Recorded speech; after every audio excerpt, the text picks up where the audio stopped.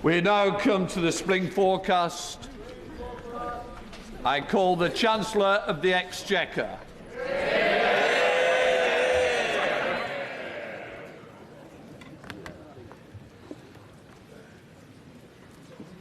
Mr. Speaker, this government has the right economic plan for our country.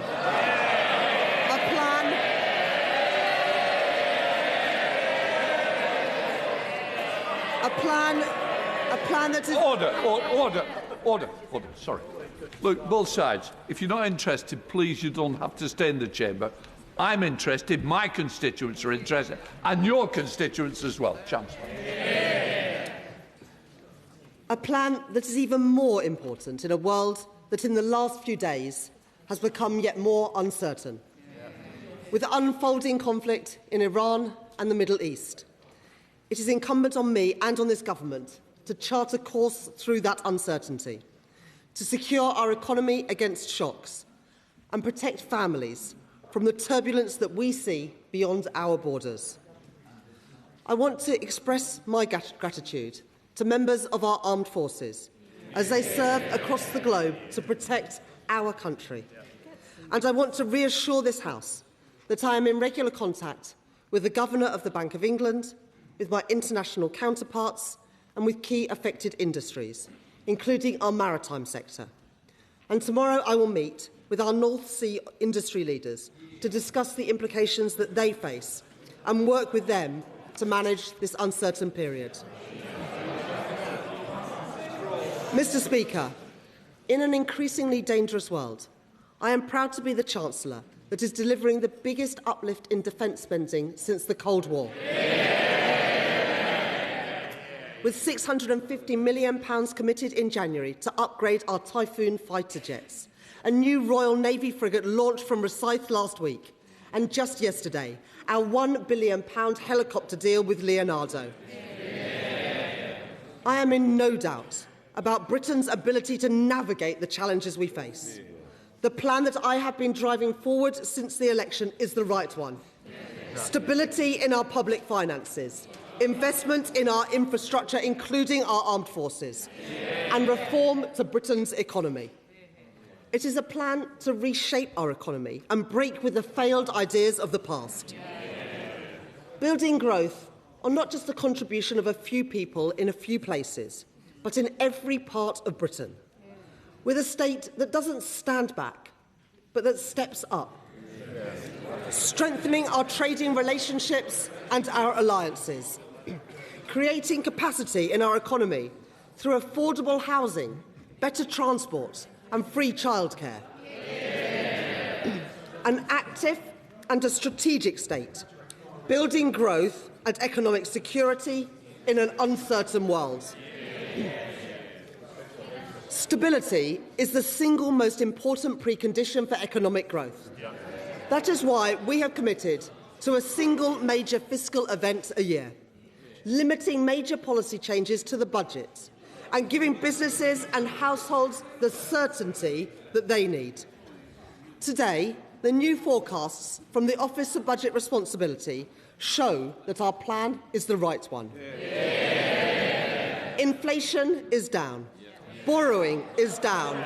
Living standards are up and the economy is growing. Mr. Speaker, this government has restored economic stability.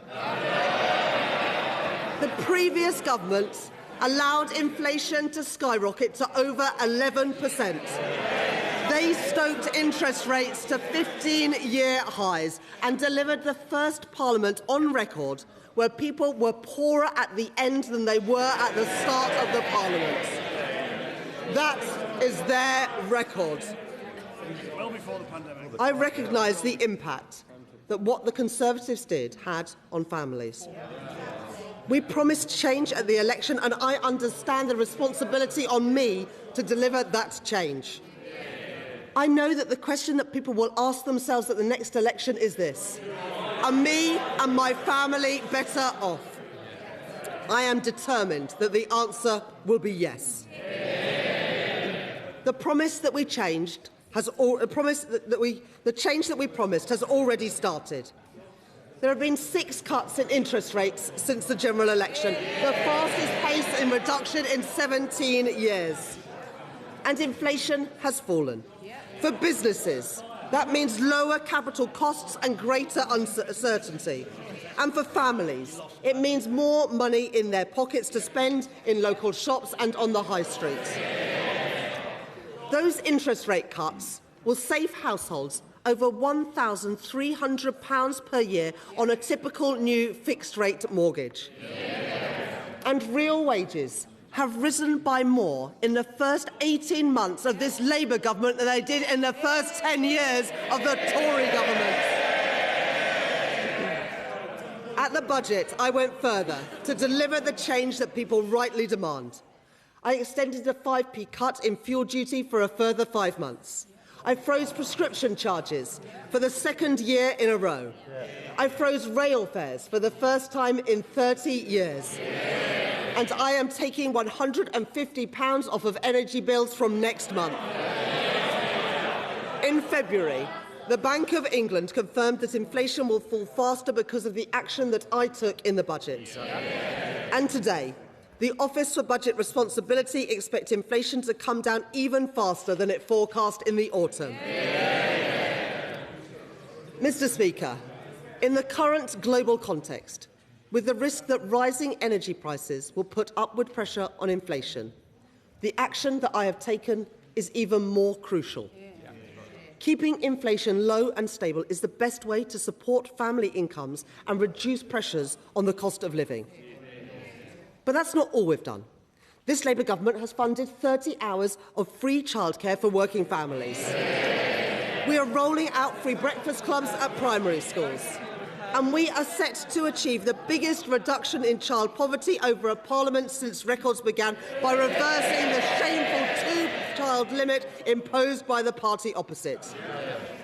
That is the moral choice for the children who will no longer go to school hungry, and for the women who will no longer have to suffer the grotesque indignity of the rape clause. And scrapping the 2-child limit is an enduring investment in our children and in our future, to realise the potential of young people whose otherwise potential would be wasted. The Tories have said that they would reinstate that destructive policy, and now Reform are saying exactly the same thing. 2 parties united in their intention to plunge nearly 500,000 children back into poverty at a single stroke. Mr. Speaker, if you import failed Tory politicians, you get failed Tory policies too. Labour and only Labour have the right economic plan for our country. Last year, we demonstrated the resilience of Britain's economy in the face of global headwinds, with the fastest growth of any G7 country in Europe. Today, the Office for Budget Responsibility has updated its growth forecasts, including reflecting lower net migration. Average growth across the forecast period is largely unchanged, while the OBR has adjusted the profile of GDP so that it grows slightly slower in 2026 and then faster in both 2027 and 2028. So GDP is forecast to grow by 1.1% in 2026, 1.6% in both 2027 and 2028, and 1.5% in both 2029 and 2030. I've always said that growth is for a purpose, to make working people better off. And I can confirm that GDP per person is set to grow more than was expected in the autumn, with growth of 5.6% over the course of this Parliament. That compares to a fall in GDP per capita in the last Parliament. And by the next election, after accounting for inflation, people are forecast to be £1,000 better off per year. Oh, I didn't hear them that time. We promised change, Mr. Speaker, and we are delivering that change. The economy is growing, living standards are rising and inflation has fallen. But I'm not satisfied yet with these forecasts. I know that the economy is not yet working for everyone, and that the deep economic scars left by the party opposite and their mates in reform are still blighting the lives of too many people. In today's forecasts, unemployment is set to peak later this year and then fall in every year of the forecast period, ending the forecast period at 4.1%, lower than it was at the start of the Parliament. But young people in particular are still suffering from the aftermath of years of Tory mismanagement. In the last 5 years of the previous government, the number of young people not in education, employment or training increased by 113,000. The number of inactive people reached record highs under their government. And over the last decade, apprenticeship starts by young people fell by 40%. This government will not leave an entire generation of young people behind. We are already taking action with additional investment to reform apprenticeships to prioritise young people. And through the £820 million Youth Guarantee, providing young people with employment support and a guaranteed job. And in the coming weeks, I will set out more reforms to undo the Tory legacy of neglect and give young people the support and the opportunity that they deserve. Mr. Speaker, in the face of global uncertainty, we beat the forecast last year. In the year ahead, the choices that we are making gives me confidence that we will beat them again. And in the year ahead, more of the choices that we have already made will come into effect. Discounts on business energy costs, trade deals with India, the US and the EU, reforms to back our entrepreneurs, investment in our infrastructure, skills funding for further education and more planning reforms. Progress opposed by the Conservatives, opposed by Reform, opposed by the Liberal Democrats and opposed by the Green Party too. Because it is Labour and only Labour that has the right plan for our country.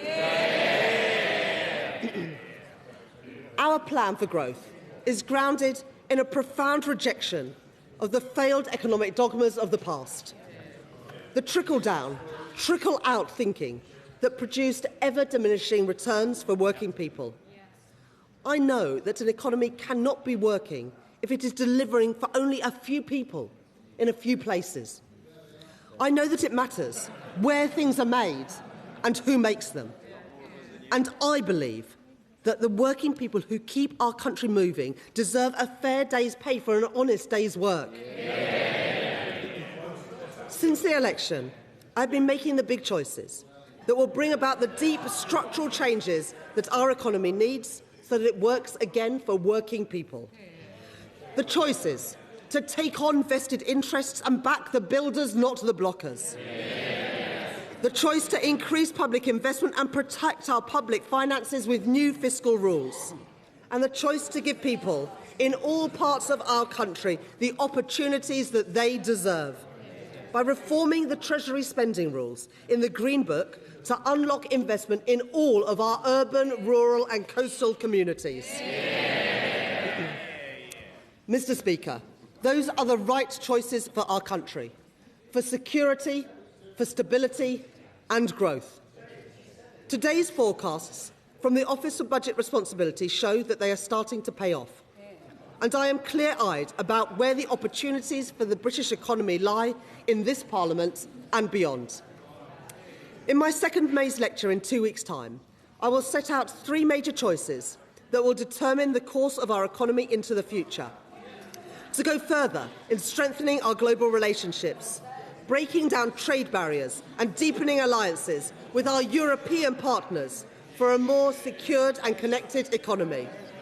To go further in backing innovation and harnessing the power of AI so that entrepreneurs and innovators thrive here in Britain and so that working people reap the rewards. And to go further in transforming our economic geography so that we can build growth on a broad and stable basis, spreading opportunity and unlocking opportunity in every part of Britain. Mr. Speaker, I came into politics because I believed in a government that stands up for working people. That everyone, no matter where they grow up, deserves security and a fair chance to achieve their potential. And that being able to manage the bills, afford a home and pay for a holiday is never too much to ask. When governments lose control of the economy, as the Tories did, it is working people who pay the price. In their pay packets, in their bills and in their mortgages. That's what the party opposite inflicted on working people over 14 years. Austerity that cut off investment. Brexit, which cut us off from our closest trading partners. And Liz Truss's disastrous mini-budget.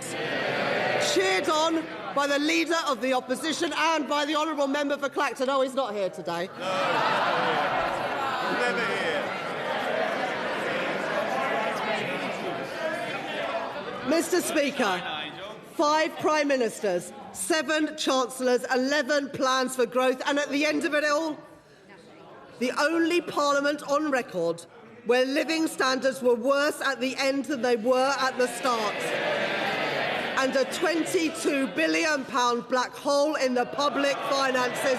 That is their legacy.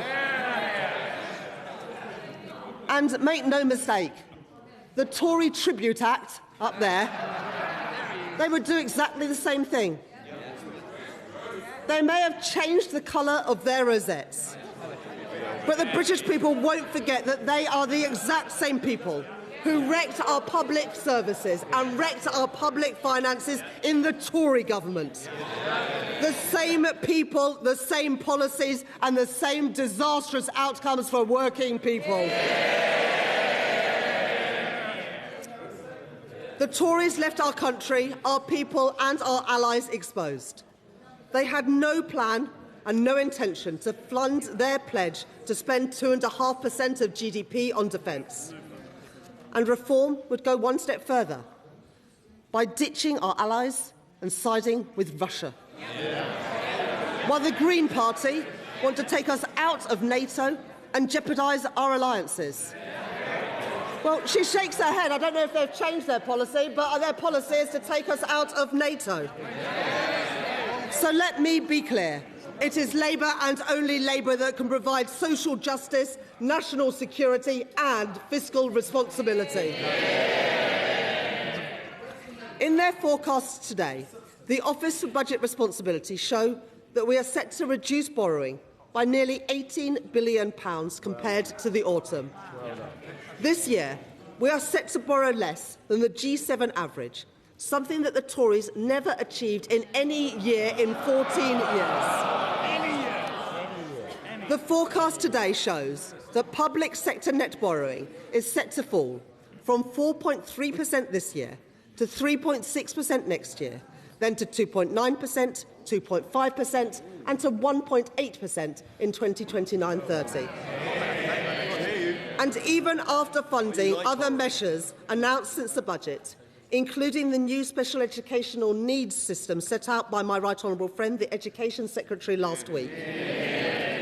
Headroom against the stability rule in 2029-30 has increased from £21.7 billion to £23.6 billion, with headroom against the investment rule also higher at £27.1 billion.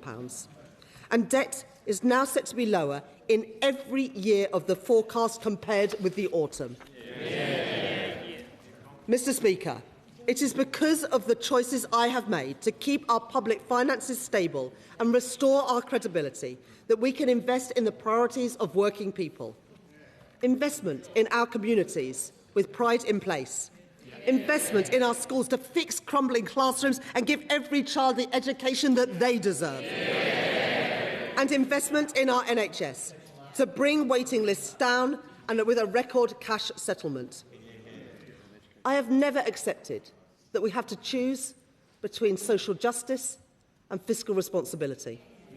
Because there is nothing progressive, nothing Labour, about spending £100 billion a year.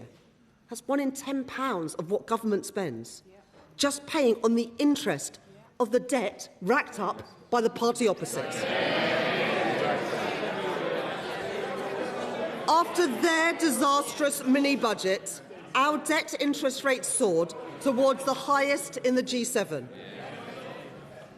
And from my budget to this forecast, while average yields rose for the rest of the G7, yields on UK government debt fell.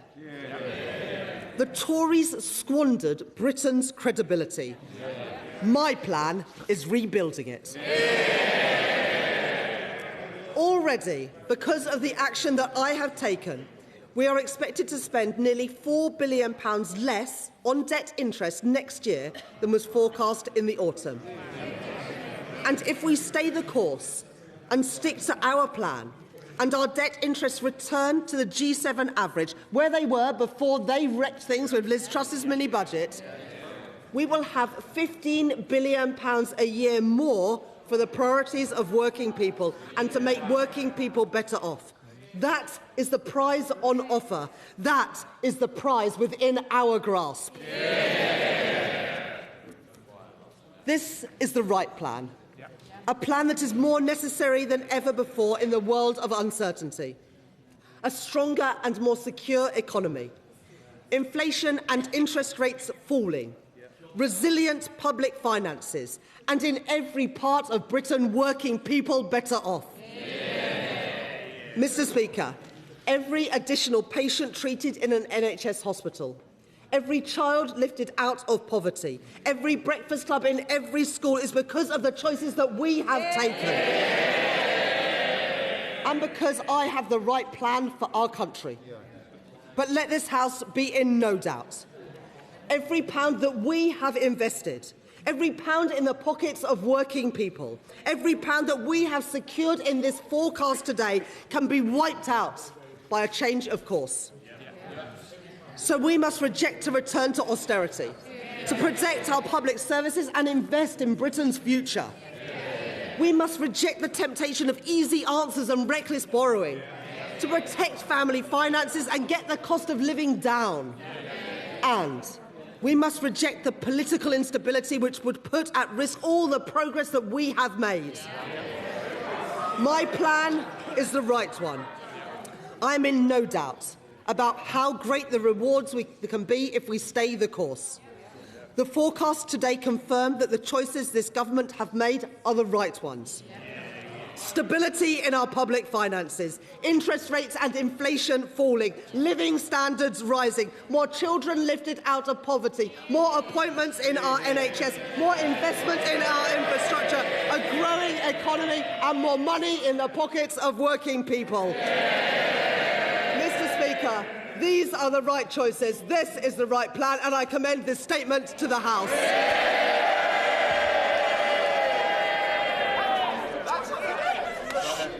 Chancellor, Belstride.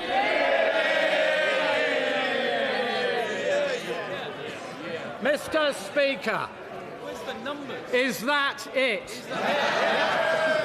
What utter complacency. A Chancellor in denial.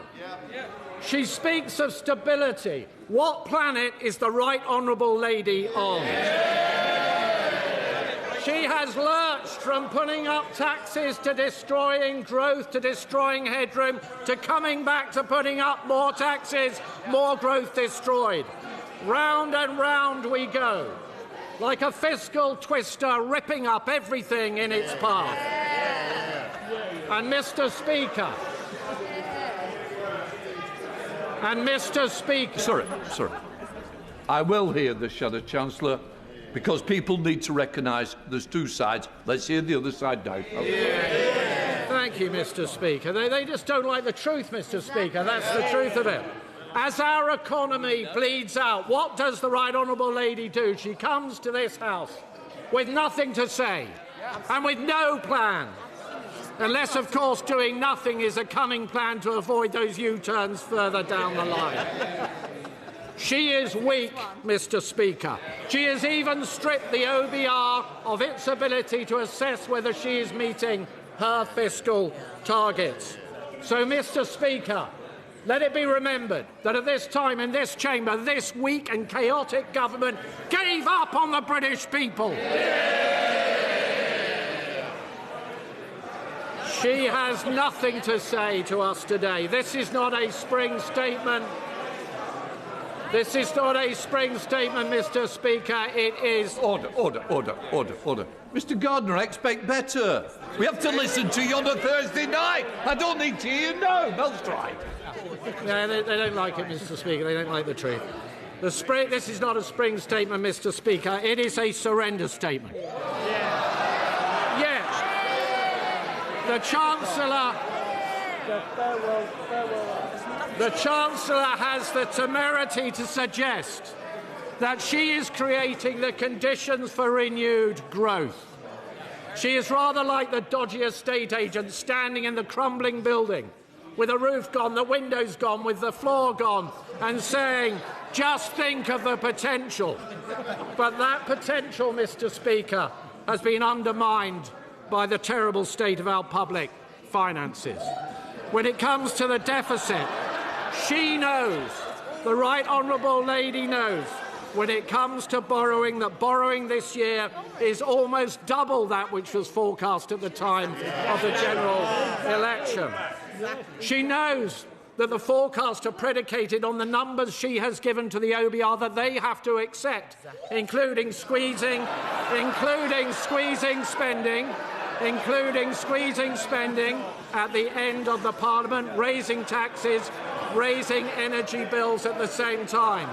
We know, Mr. Speaker, we know that that is unrealistic.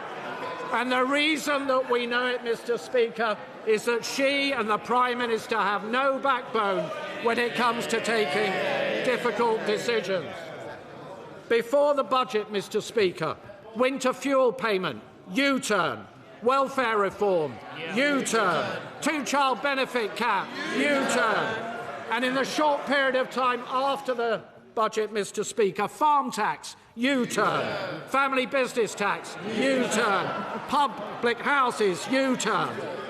And on the deficit, when she rises again, could she tell the House how she's going to fill that black hole of £6 billion around this end budget? And she mentions, quite rightly, the Iran war and the greater threats that our country faces.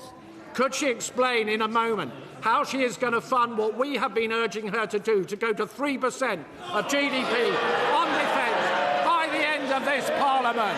How will she fund that? Order. Seriously, we need to hear this. If you don't... I can help you if you don't want to.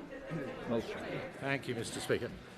She mentions the cost of borrowing and says it is coming down. Does she not know that the cost of borrowing in this country has been the highest in the G7, higher even... Somebody needs to switch the phone off. It is not acceptable. Even higher than Greece. Indeed, Mr. Speaker, if debt were a government department, it would be the third largest spending department in Whitehall. Not money going on the people's priorities, but simply being flushed down the drain. She makes great store of the latest forecasts on debt, saying that it is coming down compared to the forecast back in the autumn. But if you strip away her dodgy definition of debt, it will be going up in just about every year of that forecast. Yet, Mr. Speaker, she has the audacity to praise her own performance.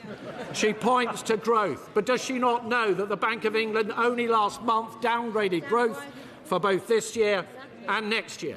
She specifically, a moment ago, said that this government had beaten the forecast for growth from last year. The forecast at the beginning of last year was for 2% growth. The growth outcome at the end of last year was 1.3%, Mr. Speaker. By my mathematics, that is not an improvement. It should be a considerable concern to the entire House that the Right Honourable Lady clearly thinks that it is. She points to interest rates coming down, but does she not know that her ruinously inflationary policies have seen interest rates higher for longer, meaning more expensive mortgages for hundreds of thousands of people across our country. And unemployment, well, Mr. Speaker, she was slightly coy about unemployment because, of course, what we know is it now stands at a 5-year high. And under every single Labour government in history, unemployment has risen. And this government is no exception. On tax, the Right Honourable Lady is fond of saying that she is simply asking people to pay a little more tax. Well, I don't remember, Mr. Speaker, the taxman phoning me up and asking me if I'd awfully mind paying a little more tax. And what does it mean? What does it mean? It means workers struggling. It means employers laying off staff. It means tens of thousands of the most talented people in our country going to other places where they believe the opportunities are greater. That's what a little more tax means, Mr. Speaker. And what has that tax done? It has destroyed, damaged deeply entire sectors of our economy. Hospitality, almost 100,000 job losses since this government came to office, particularly impacting our youngest people. Youth unemployment, the highest in Europe, the first time for a quarter of a century. Young people, their dreams, their aspirations, their hopes, all those bright young faces smashed on the altar of her incompetence. What is her message to young people today? Her message today has been that her so-called plan is working. But what is the reality? Inflation up, borrowing up, spending up, tax up, welfare up, unemployment up.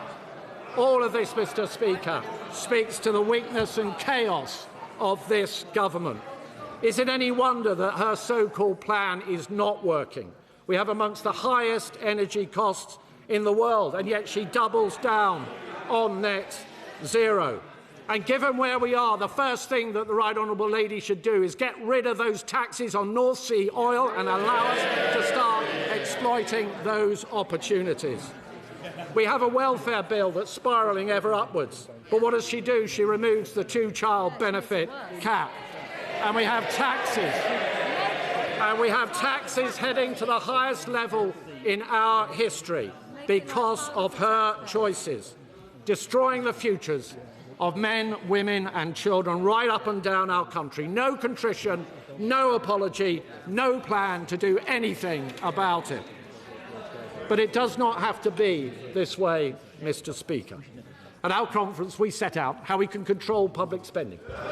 £47 billion worth of savings, especially on the welfare bill. Some £23 billion in savings. Because we are a party that believes in work rather than benefits. We are a party that will do something about it. We are the party of work. They are the party of Benefit Street. We will bring taxes down to kickstart the economy, abolish stamp duty, scrap business rates for businesses on our high streets, a £5,000 tax cut for our young people, a cheap power plan. We will fix student loans. We will invest in apprenticeship.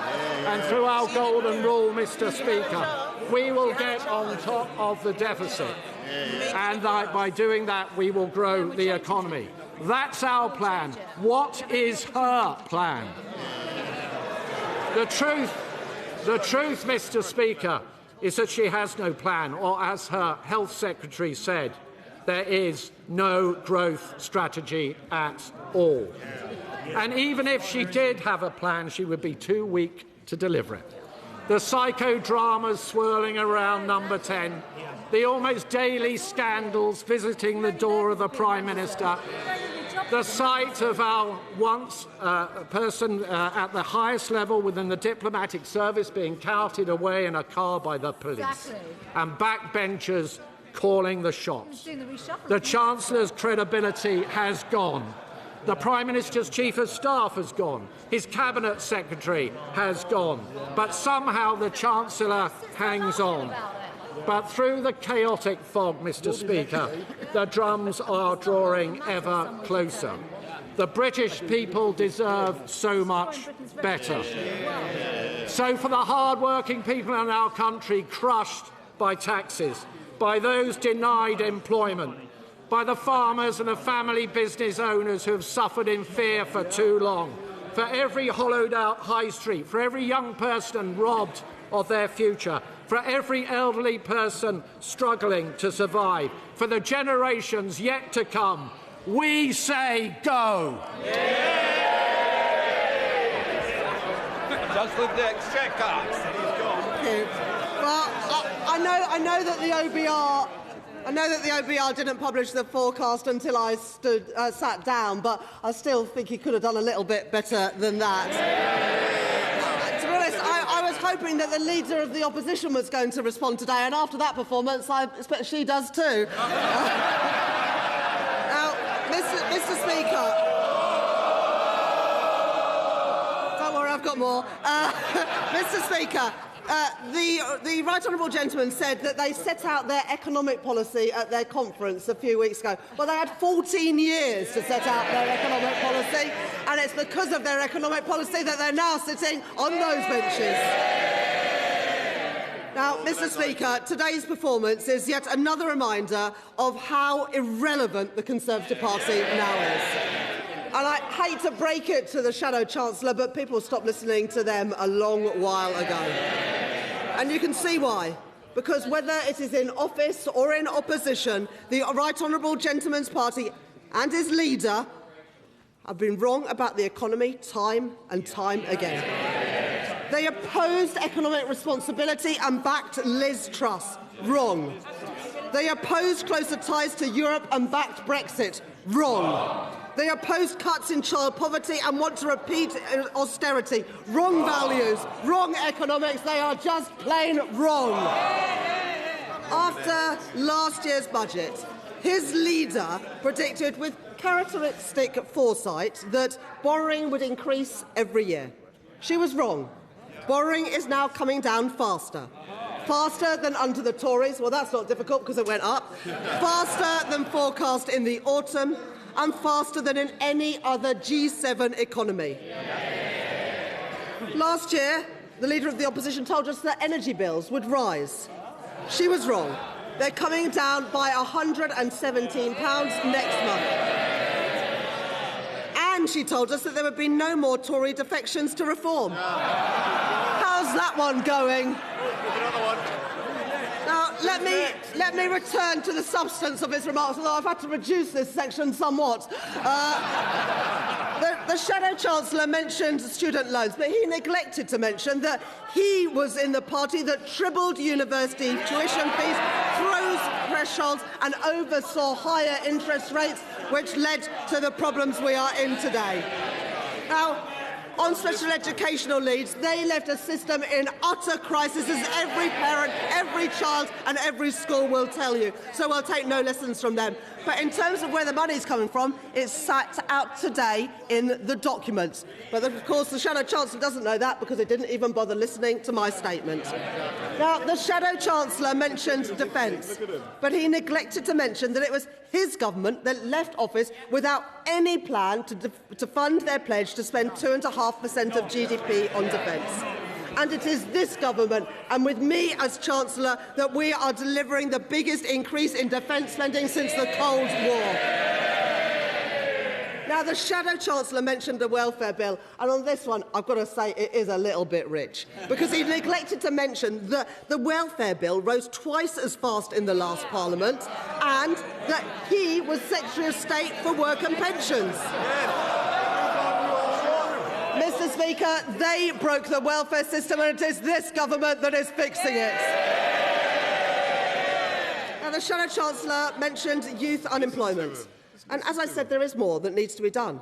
After they increased the number of young people not in education, employment or trading by 113,000 and slashed the number of young people starting apprenticeships by 40%. So, Mr. Speaker, we'll take no lessons from the party opposites.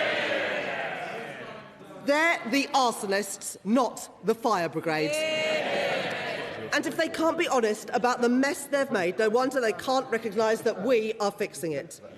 Today's forecast shows that debt is down, borrowing is down, inflation is down, and interest rates are down from 5.25% where they left them to 3.75% today. And investment, living standards and growth, they are all up. Let me break it to him and to his leader. There's no blank page for the Tory party, no year zero.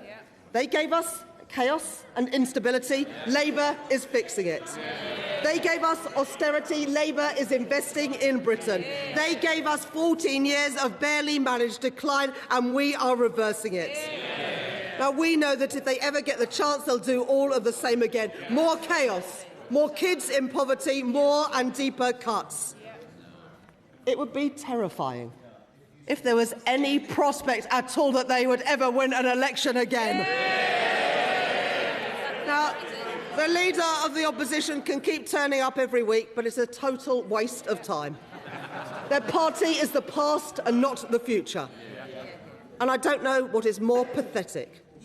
The culprits who jumped ship and joined Reform and its Russian mates, or the culprits who stayed in the Conservative Party and pretended that the last 14 years never happened.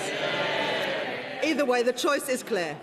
Investment with Labour or austerity with the Conservatives. Stability with Labour or more chaos with the Conservatives. Wrong leader, wrong choices, wrong plan. Only Labour has the right plan for our economy and for our country. Chair of the Select Committee. Thank you, Mr. Speaker. And I have to say, the sound and fury from the opposite, the Shadow Chancellor, is extraordinary when it was his government that ran this country and citizens into chaos with the interest rate increases and inflation increases under the Truss mini budget. I welcome today's forecast partly, Mr. Speaker, because there's been so little speculation along the way, which I'm sure the Chancellor, the markets and the public and businesses welcome. That's the stability and confidence that we need to see. The Chancellor laid out her 3 choices to promote growth, and she will be appearing in front of the Select Committee next week, where we hope to probe her further. But in the meantime, can she tell us which of those 3 areas is she most excited about to grow the British economy? Chancellor. Thank you, Mr. Speaker. Can I thank my honourable friend for that question?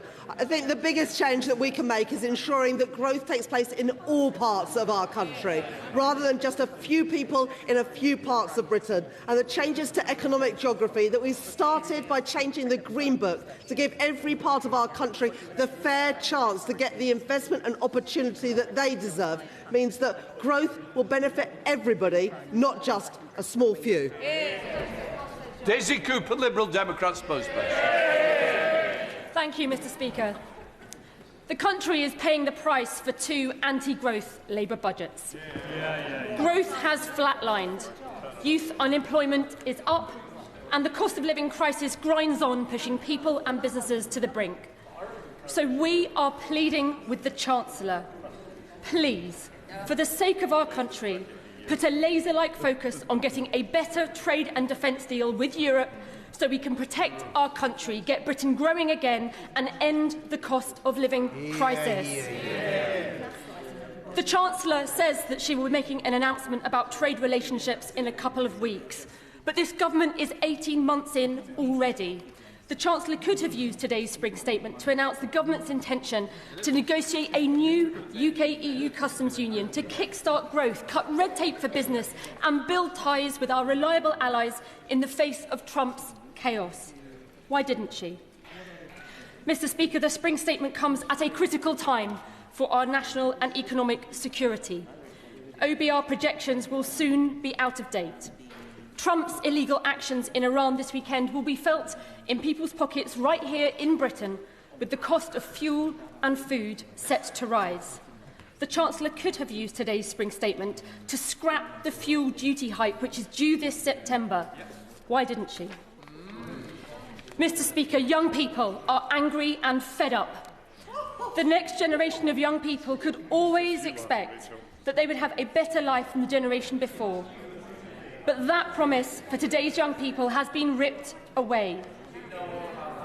Almost 1 million young people, the highest in more than 10 years, are now unemployed. We are facing a youth unemployment crisis.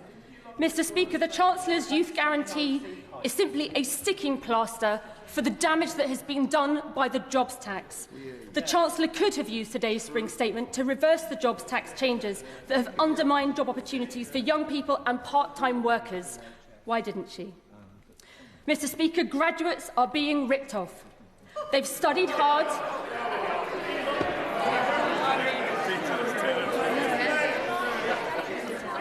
Mr. Speaker, graduates are being ripped off. Yes, that's right. She's right. They have studied hard. They have studied hard. They have done everything they were told to do. But they are facing eye-watering repayment costs and they are struggling to get on in life. Mr. Speaker, on this issue, it is a plague on all our houses. Partisan point scoring does no favours to those young people. We have set out what we would do. The Chancellor could have used today's spring statement to end the repayment threshold freeze, putting £100 back in graduates' pockets in the first year, rising to £210 in the third. Why didn't she? Yeah, absolutely right. And Mr. Speaker, with great instability and conflict around the world and a move away from the rules-based system to great power politics, we must look urgently at building our national energy, defence and food security. And in so doing, we can and must turn the necessity of building national resilience into strategic opportunities for economic growth. We welcome the fact that the government has done a deal for helicopters with Leonardo as a result of the calls from these Liberal Democrat benches, especially honourable members from the South West who have raised this issue week in, week out. But the Chancellor could have used today's spring statement to launch a new defence bonds programme as part of a plan to spend 3% of GDP on defence by 2030. Why didn't she? And Mr. Speaker, finally, to come full circle, as I said, the country has paid the price for 2 anti-growth Labour budgets, and the OBR today is clear. The downgrade in 2026 in growth is bigger than the upgrade in the next 2 years combined.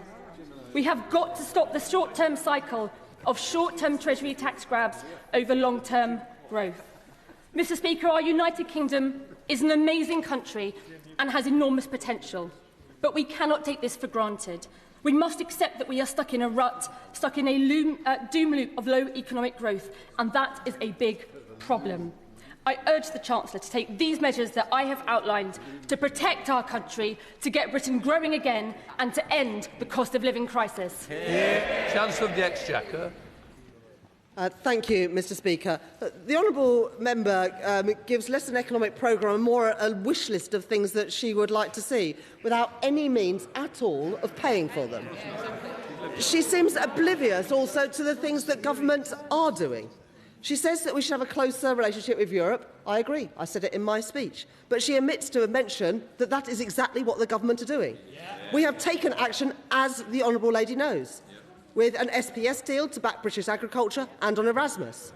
And it is this Labour government which is working with our EU neighbours to tackle illegal gangs and to improve our security.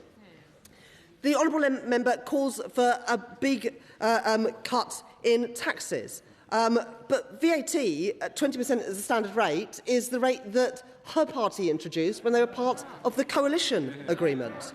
It has been ever since that they were in that coalition. We've provided £4.3 billion of support in business rates and further support for pubs and live music venues. If they want to deliver on this enormous unfunded promise, perhaps she'd like to tell us which public services the Liberal Democrats would like to cut this time. I mean, they cut enough public services when they had a chance and they were in office, but they're too scared to tell us which ones they would do today. Is it the NHS? Is it schools? Is it investment in our regional transport infrastructure? Who knows, because she won't tell us. And it is quite extraordinary. And it is quite extraordinary to hear the Liberal Democrats have the nerve to raise student finance when they trebled tuition fees when they were in government and created the Plan 2 scheme. In fact, it was a Liberal Democrat Secretary of State who oversaw that policy. And the leader of the Liberal Democrats was in that cabinet meeting when they signed off that decision. So we'll take no lectures from them about how to support our young people. Now, the Honourable Lady says that they've set out what they would do on student finance. Is that a bit like what you did in 2010 when you set out what you were going to do on student finance? Because I remember in 2010, what was it? What were they going to do with tuition fees? That was it. They were going to abolish tuition fees. But that's not what they did, is it? What did they do? Oh, they tripled them. So why should we believe a word that the Honourable Lady says now on student finance? So some of us haven't forgotten that they teamed up with the Tories to cut our police, cut local government and cut our armed forces spending too. And, Mr Speaker, we are dealing with the consequences. That is why we are investing in our public services, to fix the damage that they did with the Conservatives. What have they been doing? Opposing our investment in the NHS, because that is what it means when you say you want to reverse the tax changes that we've brought in. Because the only reason we've got £29 billion more a year to spend in the NHS is because of the tax changes that we made. You can't have one without the other. The Liberal Democrats need to understand that. They're opposing our plans to build more homes. They're opposing our plans to make work pay. They opposed VAT on private schools to help the 93% of kids in our state schools. Mr Speaker, they are simply not serious. Yuan. Thank you, Mr Speaker. I thank the Chancellor for her strong statement and in particular for her words on deepening our alliances with our European partners. This is crucial for bringing down the cost of food and for healing the economic self-harm done by the party opposites. The Bank of England has said that her cuts to energy bills will help bring inflation down to around its target from next month. Will she commit to going further and continue to shield our constituents from global price shocks? Chancellor. Thank you, Mr Speaker. The Bank of England forecast that the actions that I took in the budget last year would reduce inflation by around 0.4 percentage points and that inflation would be back close to target from April. That reflects not just taking £150 off energy bills, but also freezing prescription charges and freezing rail fares as well. Of course, the events unfolding in Iran and the Middle East have resulted over the last couple of days in gas prices going up by more than 60% and oil prices going up by more than 10%, which shows why the plan that we've had to take money off energy bills but also ensure our public finances are in a stronger place mean that we're in a better place than we would have been 18 months ago after the mess left by the party opposite. Sir Jeremy Hunt. Thank you, Mr Speaker. Given what the Chancellor has just said about gas prices going up nearly 50% in the last week, her budget promise to reduce household energy bills by £150 is going to ring hollow for many people. But if cost of living is the real concern, isn't the biggest mistake to increase taxes by £66 billion? That is the equivalent of nearly £2,300 per household. And if that money is needed for public services, nearly all of that, £54 billion in fact, could be got by reducing the welfare bill to 2019 levels. So is it sustainable to keep raising taxes on people in work in order to pay ever more benefits to people not in work?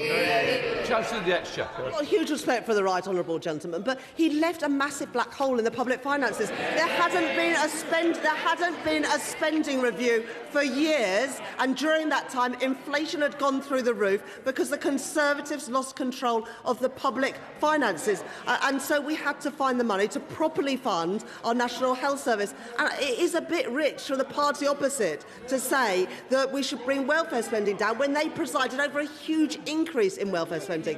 And on the burden of taxation, our choices ensured that it is those with the broadest shoulders that are paying higher taxes. We got rid of the non-dom tax status. We're introducing the higher value council tax, VAT on private school fees, the energy profits levy. We are ensuring that it is those with the broadest shoulders that pay the higher prices, rather than the increases in inflation and interest rates in the last Parliament, which hit working people. Byrne. Thank you, Mr. Speaker. The plan the Chancellor has just set out this afternoon shows that inflation is down, debt is down, bills are down, headroom is up, growth is up, and living standards up. I'd say that's testament to a plan for stability that's working. But that stability would be undermined if the Chancellor surrendered to the idea of £47 billion worth of unfunded tax cuts set out by the party opposite. So will she resist those calls, and as fiscal headroom opens up, will she look again at what can be done to drive down energy costs for small business and genuinely reform business rates, so that we are backing our wealth creators and not gambling with public finances like the party opposite? Chancellor of the Exchequer. I thank my right honourable friend for that question. We are backing the innovators with the reforms that we made in the budget last year to make it easier to list in London, easier to raise finance in the UK, and we have permanently changed business rates to have a lower multiplier on high street businesses and smaller businesses, particularly in the retail, hospitality and leisure sector. We did that by putting £4.3 billion into the system. All of that money would have been withdrawn by the party opposite. John Glen. Thank you, Mr. Speaker. Undoubtedly, every government deals with different challenges, and I note that the Chancellor did not mention the challenge of COVID in the last period of government. And when I was in the Treasury, I did everything I could to support businesses with bounce-back loans, with support for our public services, and clearly that has significantly scarred the economy. But when the Chancellor last stood at the dispatch box, the economic and fiscal outlook said that growth this year will be 1.4%. It's now 1.1% and flat over the period. The big strategic choice that this Chancellor faces, as the world is different in her tenure in office, is will she grip welfare spending at a time of grave insecurity in the world? Because an open promise to raise defence spending sometime over a 5-year interval will not cut it for this country's best interest. All right. Chancellor of the Exchequer. The honourable gentleman mentions the work that the previous government did on COVID, and of course it was right to support people with furlough and bounce-back loans, but it wasn't right to hand money to friends and donors of the Conservative Party with COVID contracts, and we are getting the money back that they wasted. On welfare, I'll say it again, it is a little bit rich of the party opposite, especially when the Shadow Chancellor was previously the Work and Pension Secretary, to talk about welfare spending when they presided over a 113,000 increase in young people not in education, employment or training. We've already made reforms to universal credit to narrow the gap between the health element and the standard element. That will ensure that more people are out looking for work, and employment has increased since the start of last year. Jim McMahon. Thank you, Mr. Speaker. Fair day's pay for a fair day's work is a fundamental part of the British contract. But for many self-employed people and those on low wages, they are paying to work because HMRC have failed to update their mileage rates for now 15 years, in which case petrol, road tax and the rest has increased significantly. So can the Chancellor do what the Conservatives failed to do and ask HMRC to update their mileage rates so working people aren't paying to go to work? Chancellor. I'm very happy to arrange a meeting between my honourable friend and the responsible minister. I recognise that this is an issue, and one being raised with me by the trade union Unison, amongst others. This doesn't just affect self-employed people, it also affects people in work. All right. Sir Olney. Thank you very much, Mr. Speaker. Unemployment in the 3 months to December reached 5.2%, the highest rate for nearly 5 years, and youth unemployment has hit a staggering 16%. Training, hiring, retaining a skilled workforce are issues affecting businesses of all kinds across the country. The 2024 budget added over £5 billion of employment costs onto retailers, almost half of which came from the changes to employer NICs, with the cost of employing a full-time worker in a retail job rising by 10% and by 13% for those working part-time.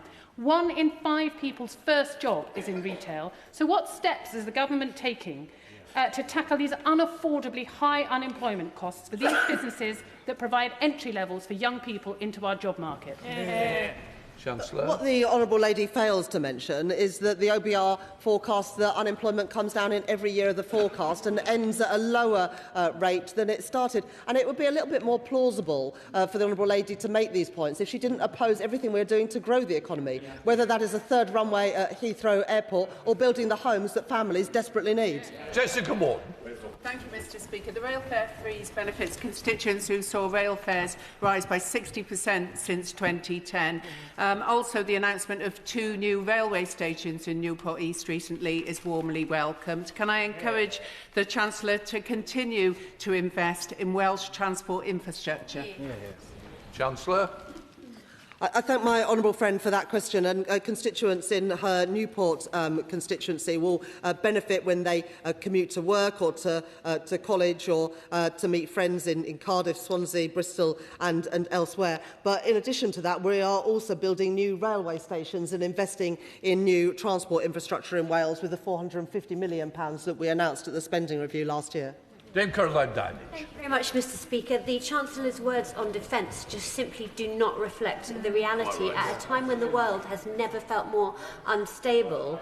Every corner of our armed forces is currently being asked to find cuts. People in Gosport only have to look out of their window to see all our Type 45 destroyers are currently laid up in Portsmouth Harbour. And this is the first year since the 1980s that we haven't had a ship in the Gulf at a time when the Middle East is a tinderbox. The RFA is on its knees. Defence companies are being tied up with bureaucracy, dither and delay. She's mentioned a couple of contracts, but so many of them are bogged down with dither and delay from this government. She's gaslighting the British people. Quite right. This is a disaster. This is a disaster for our defence. It's a disaster for our armed forces. When is she going to face reality? I am the Chancellor that has overseen the biggest uplift in defence spending since the end of the Cold War. We are spending more on defence than the previous government was spending. And that is why yesterday I was able to announce a helicopter contract worth £1 billion. It's why last week a new frigate came from Rosyth. And it's why we've been able to invest in the Typhoon jets. So I won't take any lessons, frankly, from the party opposite when we are increasing defence spending and they oversaw a cut. Jane Kirkham. Thank you, Mr Speaker. I welcome the changes to the Green Book to support investment in coastal and rural areas. Can the Chancellor confirm it will lead to infrastructure investment in transport, for example, in places like Cornwall, to support the investment being made in our industries, and particularly that £50 million into our critical mineral strategy? Chancellor of the Exchequer. I thank my honourable friend for that question and for the work that she's done to promote the investment opportunities in Cornwall. The Green Book means that for the first time, different parts of the country, urban, rural and coastal communities will all have their fair chance of getting the investment that they need. And this government's critical minerals strategy will have a direct impact, as it already is, on Cornwall, where the National Wealth Fund are investing in lithium and tin, as I've seen firsthand when I was there last summer. Dave Dougal. Thank you, Mr Speaker. A 40-minute self-aggrandising monologue saying how wonderful everything is in the economy. Does the Chancellor have any clue how her tone-deaf monologue will have landed in the real economy, where growth has been downgraded, where unemployment is soaring, and where the cost of energy has just spiked? Nothing in her statement about what she intends to do on a strategic level about when energy goes to the price it was during the height of the Ukraine crisis. Nothing in there. So will she, rather than read her pre-prepared SNP attack lines, will she guarantee that she will step in and protect bill payers if these prices endure? Mr Speaker, we have taken action to reduce energy bills by £150 from next month. And as I said in my speech, because of the stability that we've returned to the economy, the cuts in interest rates, the cuts in inflation, in interest rates and the cost of government borrowing means that despite the headwinds from the Middle East and Iran, we are in a strong position to be able to respond to that. Bill Esterson. Well, thank you, Mr Speaker. Well, the conflict in the Middle East is, of course, a reminder of the need to reduce our dependence on fossil fuels, which set the price of our energy bills for consumers and for businesses 80% of the time. Gas sets the price for electricity. So the £117 off bills which she announced in the budget is very, very welcome, of course, but will she recommit to giving that long-term stability in our energy prices, bringing bills down for the long term by supporting investment in the generation of renewables, of nuclear, of expanding the grid and of battery storage, which will help domestic and industrial consumers at the same time? Chancellor. I thank the Chair of the Select Committee for that important question. And he's absolutely right. Whether it is the successful auction round 7 that we've just completed for investment in new renewable energy, or the planning reforms to make it easier to build the grid connections and also the wind farms, we're taking the action to secure our energy supplies. And, of course, the investment we put in through the spending review last year to both Sizewell C and also to small modular reactors that will be built in Wales by Rolls-Royce. Esther Magby. Thank you, Mr. Speaker.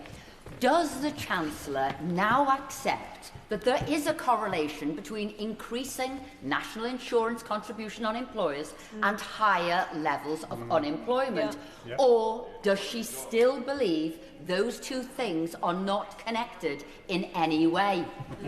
What there's definitely a correlation between is the number of years the Conservatives are in office and how much worse off working people are. Joanna Baxter. Thank you, Mr. Speaker. I welcome my right honourable friend's statement today and her commitment to growth in all parts of the United Kingdom. So I wonder if she could set out for us in a little more detail the Barnett consequentials arising from her statement, and whether she agrees with me that it's increasingly important that in May we elect a government that will spend that money wisely, and that means electing a Labour government in Holyrood led by Anna Sarwar. Chancellor. I thank my honourable friend for that question. In the spending review last year, we set out a record settlement for the Scottish Government as well as for the Welsh Government and the Northern Ireland Executive. And I can tell the House and my honourable friend that today, because of the decisions we're making, I can announce an additional £900 million Ardell spending and £20 million CDEL spending over the spending review between 26-27 and 2028-29 for the Scottish Government. And like my honourable friend, I very much hope that it will be Anna Sarwar and a Labour government spending that money rather than the SNP wasting it and presiding over higher NHS waiting lists. Robert Jenrick. Thank you, Mr. Speaker. The Chancellor's like a rogue landlord who keeps squeezing the tenant with higher and higher rent. All the while, the property is going to rack and ruin. I don't know who she's speaking to, but she needs to get out and talk to hard-working people who are hard up right now. People worried about their bills and the lack of good jobs. Not the extremists that she cozies up to for votes. Now, the next scheme that the Chancellor has, to raise taxes on working people is to hike fuel duty at the pumps. Will she cancel it? Will she give some relief for care workers, for white van men, for hard-working people who get up early in the morning and drive to work, and who are the backbone of this economy? Chancellor of the Exchequer. May I be the first to congratulate the right honourable gentleman on his new role. I know it wasn't the first job he wanted, or indeed the second one, but a spirited intervention. I'm not sure if he shared this one with George Osborne. I could venture maybe one piece of advice. The thing about betraying your party is that you have to stop asking your old friends for advice. But perhaps, given that he called his new colleague Zia useless a couple of months ago, he needs all the friends that he can have. Now, it might have been a couple of weeks ago, but the right honourable gentleman used to be in a party that was going to get rid of the fuel duty support just 3 months after losing office. That was in the plans that we inherited and we scrapped them. As a result, we have extended... Well, they say it's rubbish, but it was actually in their last budget. And party's budget and his party's manifesto. Abraham. Thank you, Mr Speaker. And I welcome my right honourable friend, the Chancellor's statement, and absolutely agree that this year, this is when the British public will start to feel the difference of having a Labour government. But I wonder if my right honourable friend could just expand on what she's doing to ensure that all dimensions of inequality, income, wealth, power and health are tackled, and that these benefits are felt all across the country and in all communities. Chancellor Dexter. I thank my honourable friend for that question, and the OBR confirmed today, by the end of this Parliament, people will be £1,000 a year better off. That compares to a fall in living standards under the previous government. And in terms of my honourable friend's constituency in Oldham and Saddleworth, I know that she has Pride in Place funding to ensure that we are investing in those places that were forgotten and left behind under 14 years of Conservative governments. I hope the Chancellor will accept that I'm someone who's challenged successive governments over inadequate defence spending. And if she does, will she also accept that it's not a wise idea to keep comparing current defence spending with the levels of defence spending, quotes, since the end of the Cold War? We're not in since the end of the Cold War now. We're in a hot war in Europe, and we're in an incendiary war in the Middle East. Does she know what percentage of GDP Mrs. Thatcher spent during the Cold War years of the 1980s? I'll give her a clue. It was twice what we spend now in terms of percentage GDP. Chancellor.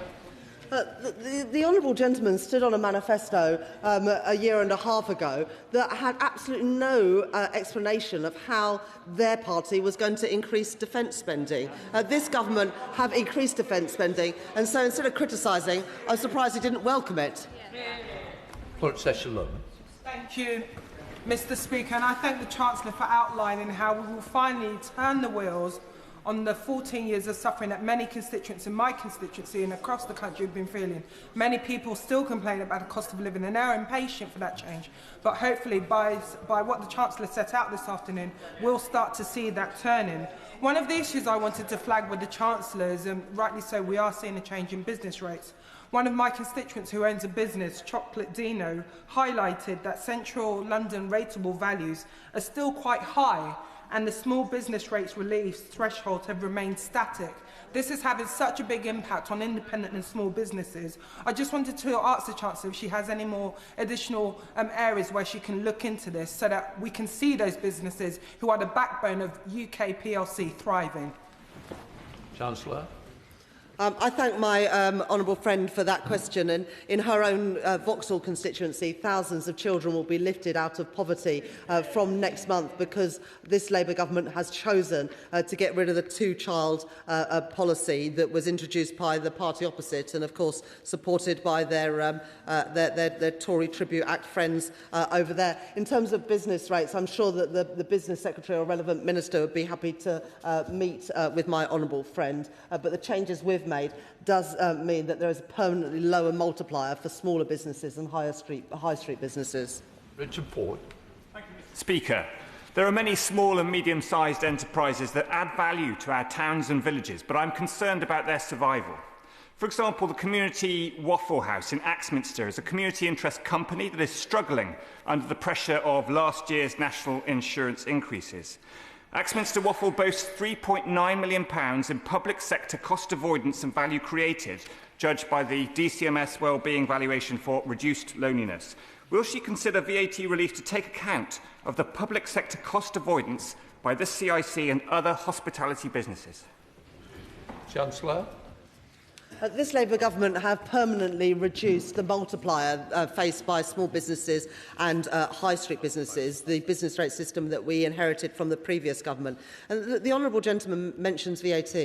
When Labour left office in 2010, VAT was 17.5%, and the Conservative government, with the help of the Liberal Democrats, increased it to 20%, and it's been there now for 25 years.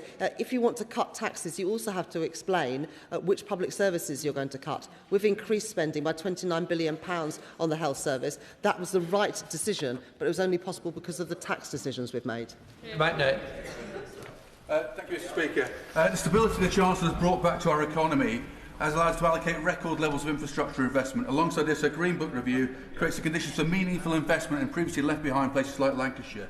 Yet, as the review highlights, places like Lancashire, which do not yet have a mayor, can also lack the capacity and capability to bring forward fully investable business cases. In recent months, myself, Lancashire colleagues and leaders of Lancashire Combined Authority have written to Government asking for interim capacity funding to develop fully investable proposals. The need is urgent, so would the Chancellor meet with me and colleagues to discuss how we can bring forward the game-changing growth projects that Lancashire needs? Chancellor. I thank my honourable friend for that question, and he's a strong advocate for his constituents in Rossendale and Darwin, and also was a big advocate for the reforms to the Green Book that we managed to bring in at the budget last year. And because of those changes, we will now look more favourably at investment opportunities in urban areas and in rural areas, in coastal communities, and in places that have been left behind. And be very keen to welcome any suggestions for specific investments in his constituency, either through the British Business Bank, UK Export Finance or the National Wealth Fund, all of which have had its budgets expanded under this Labour government. Thank you, Mr Speaker. The Chancellor stands there and says that living standards are up and the economy is growing. But people can see the reality in their everyday lives. Unemployment up month on month, energy bills higher than when they came to power, and the latest figures, in fact, show that per person our economy is shrinking. Yet she stands there and says she has the right economic plan for our country. Does she have any idea how that sounds to people out there who are working harder than ever with less and less left over at the end of every month? Chancellor? Simply not true. It's good to see the honourable member still on those benches. I thought that she was going to be joining her Tory Tribute Act friends over there with the MP for Newark. What the Office of Budget Responsibility document shows today is that people are going to be £1,000 better off by the end of this Parliament, whereas under the previous government, living standards actually fell, and GDP per capita by the end of this Parliament is set to be 5.6% higher, whereas under the previous Conservative government, GDP per capita fell. Toby Perkins. Very much indeed, Mr Speaker. My right honourable friend will hear a lot from politicians today, although it appears not from Reform because they've all gone. But does she agree that the most important people to listen to is not the sound and fury in this room, but that those who actually lend money to the government believe that the proposals that she has are worth lending money against, and for that reason the amount that we'll be spending on debt interest is falling, and that unlike the party opposite, they think that the UK is a good credit risk in comparison to those other G7 nations. And can she say any more about how she can bring these electricity prices down to really support that growth that she's all about? I thank my honourable friend for that question, and he knows that if we can improve living standards and also reduce how much we're spending on servicing the debt racked up by the Conservatives, we'll have more money to spend on the priorities of people in Chesterfield and elsewhere. But what the numbers today confirm is that we will be spending £4 billion less on debt interest next year than was forecast even in the budget just a couple of months ago, and that is because of the stability that we've managed to return to the economy. Under the Conservative government, before Liz Truss, we were spending the average of the G7 on our debt servicing costs. That rocketed under Liz Truss. We've already managed to reduce some of that borrowing premium, but if we continue, we have a £15 billion prize on offer, and that will be money to spend in our communities and on the priorities of working people, whereas under the previous government, we just spent more and more on servicing debt interest costs. Mr Speaker, the result in Gorton and Denton shows voters want bolder action from politicians against sky-high privatised bills and rents and no families left struggling in poverty. So, will the Chancellor listen and scrap her dysfunctional fiscal rules and start with scrapping the overall family benefit cap, which still means over 200,000 children aren't getting the help they need to live, if not a nice life, at least one without needless, grinding hardship? Chancellor. Thank you, Mr Speaker. I believe in fair taxes and I believe the wealthy should pay their fair share. But I believe in doing so in a credible way which actually delivers for our constituents. That's why, in my 2 budgets, I've ended the non-dom loophole, charged VAT and business rates on private school fees, raised capital gains tax and introduced a high-value property tax, which I believe that the Green Party actually oppose in London. The honourable member failed to mention her party's policy on defence and defence spending. This is important, especially now. We know that the Green Party want to leave NATO. She doesn't want to say it, but it is her party's policy. Alison Taylor. Thank you, Mr Speaker. Does the Chancellor agree that sound management of the economy has provided the fiscal headroom to invest in large infrastructure projects? And can she contrast that with Scotland, where the SNP government cancelled the Glasgow Airport railway link and sold off the land at a loss? Chancellor. Well, to be honest, when the SNP get involved in infrastructure projects like trying to build a couple of ferries, it all seems to go horribly wrong, which is why, despite the fact that they've had a record settlement from us, NHS waiting lists in Scotland continue to increase, whilst in England and Wales, under Labour governments, they're falling. Graham Stewart. Mr Speaker, business has been crushed by the taxes brought in by this Chancellor. And, of course, just a year ago, in a fairly gloomy forecast by the OBR then, they were suggesting 1.8% GDP growth, 1.8 over the forecast period. That has now been reduced to 1.5%. And if the central mission of this Chancellor and supposedly this government is economic growth, how can it be that she can stand there today and say it's working when on her central directive, the central mission, it's been marked by the OBR that she's going in exactly the wrong direction, making all our constituents poorer. Can she please explain that to the House? Chancellor. That is just completely wrong. What the OBR say today is that people will be £1,000 a year better off by the end of the forecast period, that GDP per capita will increase by 5.6% after having fallen under the previous government, and growth, productivity growth, was revised down, yes, at the budget because of the policies of the previous government. It has not been revised today. Rosie Wright. Thank you, Mr Speaker. I was a young person whilst the Tories were in power, and the reality is they locked my generation out of home ownership, and living standards were worse than our parents, and public services that we relied on growing up were cut because of decisions made by their government. And I remember the mini-budget that meant that I saw interest rates on my student loan rise. A student loan that is so high because of the plan that they introduced under the coalition government and because they changed maintenance loans to maintenance grants to loans. So does my right honourable friend agree that it's only the Labour Party that can change this country for young people, and they finally have a government that will match their ambition? Yes. Chancellor. I thank my honourable friend for that question. And when I was visiting Kettering with my honourable friend recently, it was just ahead of the investment, the capital investment in a new SEND provision in her constituency, so that more young people, some of the most vulnerable, can be educated locally in Kettering with better outcomes for them. In terms of student finances, the last government lost control of inflation, and of course student loans under Plan 2 and other schemes is linked to inflation. Because we have reduced inflation, we will be reducing how much people pay in interest on their student loans, and that is the best way for helping them. And I hear some shouting from the opposite benches. Inflation went to more than 11% when they were in government, and they froze the threshold. On Plan 2 student loans, which they introduced for many years. Sammy Wilson. Speaker, the Chancellor raised a laugh at the start of her statement today when she said that she was following the right policies for this country. Policies which have resulted in lowered economic growth, higher unemployment, people staggering under an increased tax burden, and businesses being damaged by employment taxes. And yet she has shown no change. Why has she not addressed the issues of lowering the cost of employing people, of reducing the tax burden on hard-working people to help them with the cost of living crisis, and of reducing energy prices, which have been driven up by the net zero policies followed by this government. Does she realise that people will be angered and amazed at her complacency today?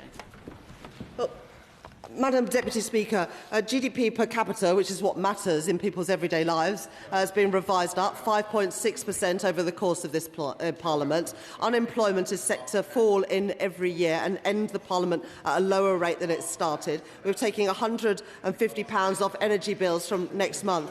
And in the spending review last year, we announced a record settlement for the Northern Ireland Executive, and I can confirm today that that settlement increases further by £380 million over 3 years for Ardell spending and £10 million for capital spending, money that you can spend on the priorities of the people in Northern Ireland. Catherine West. Thank you very much, Madam Deputy Speaker. And could I commend the Chancellor for her laser-like focus on young people, including apprenticeship starts and also maintenance grants. And could I ask her to work with the Education Secretary so that by the autumn, when we know exactly the impact of this awful war in the Middle East, whether there's any help that can be given to graduates so that they can become the next people to get mortgages and get onto the housing ladder? Chancellor.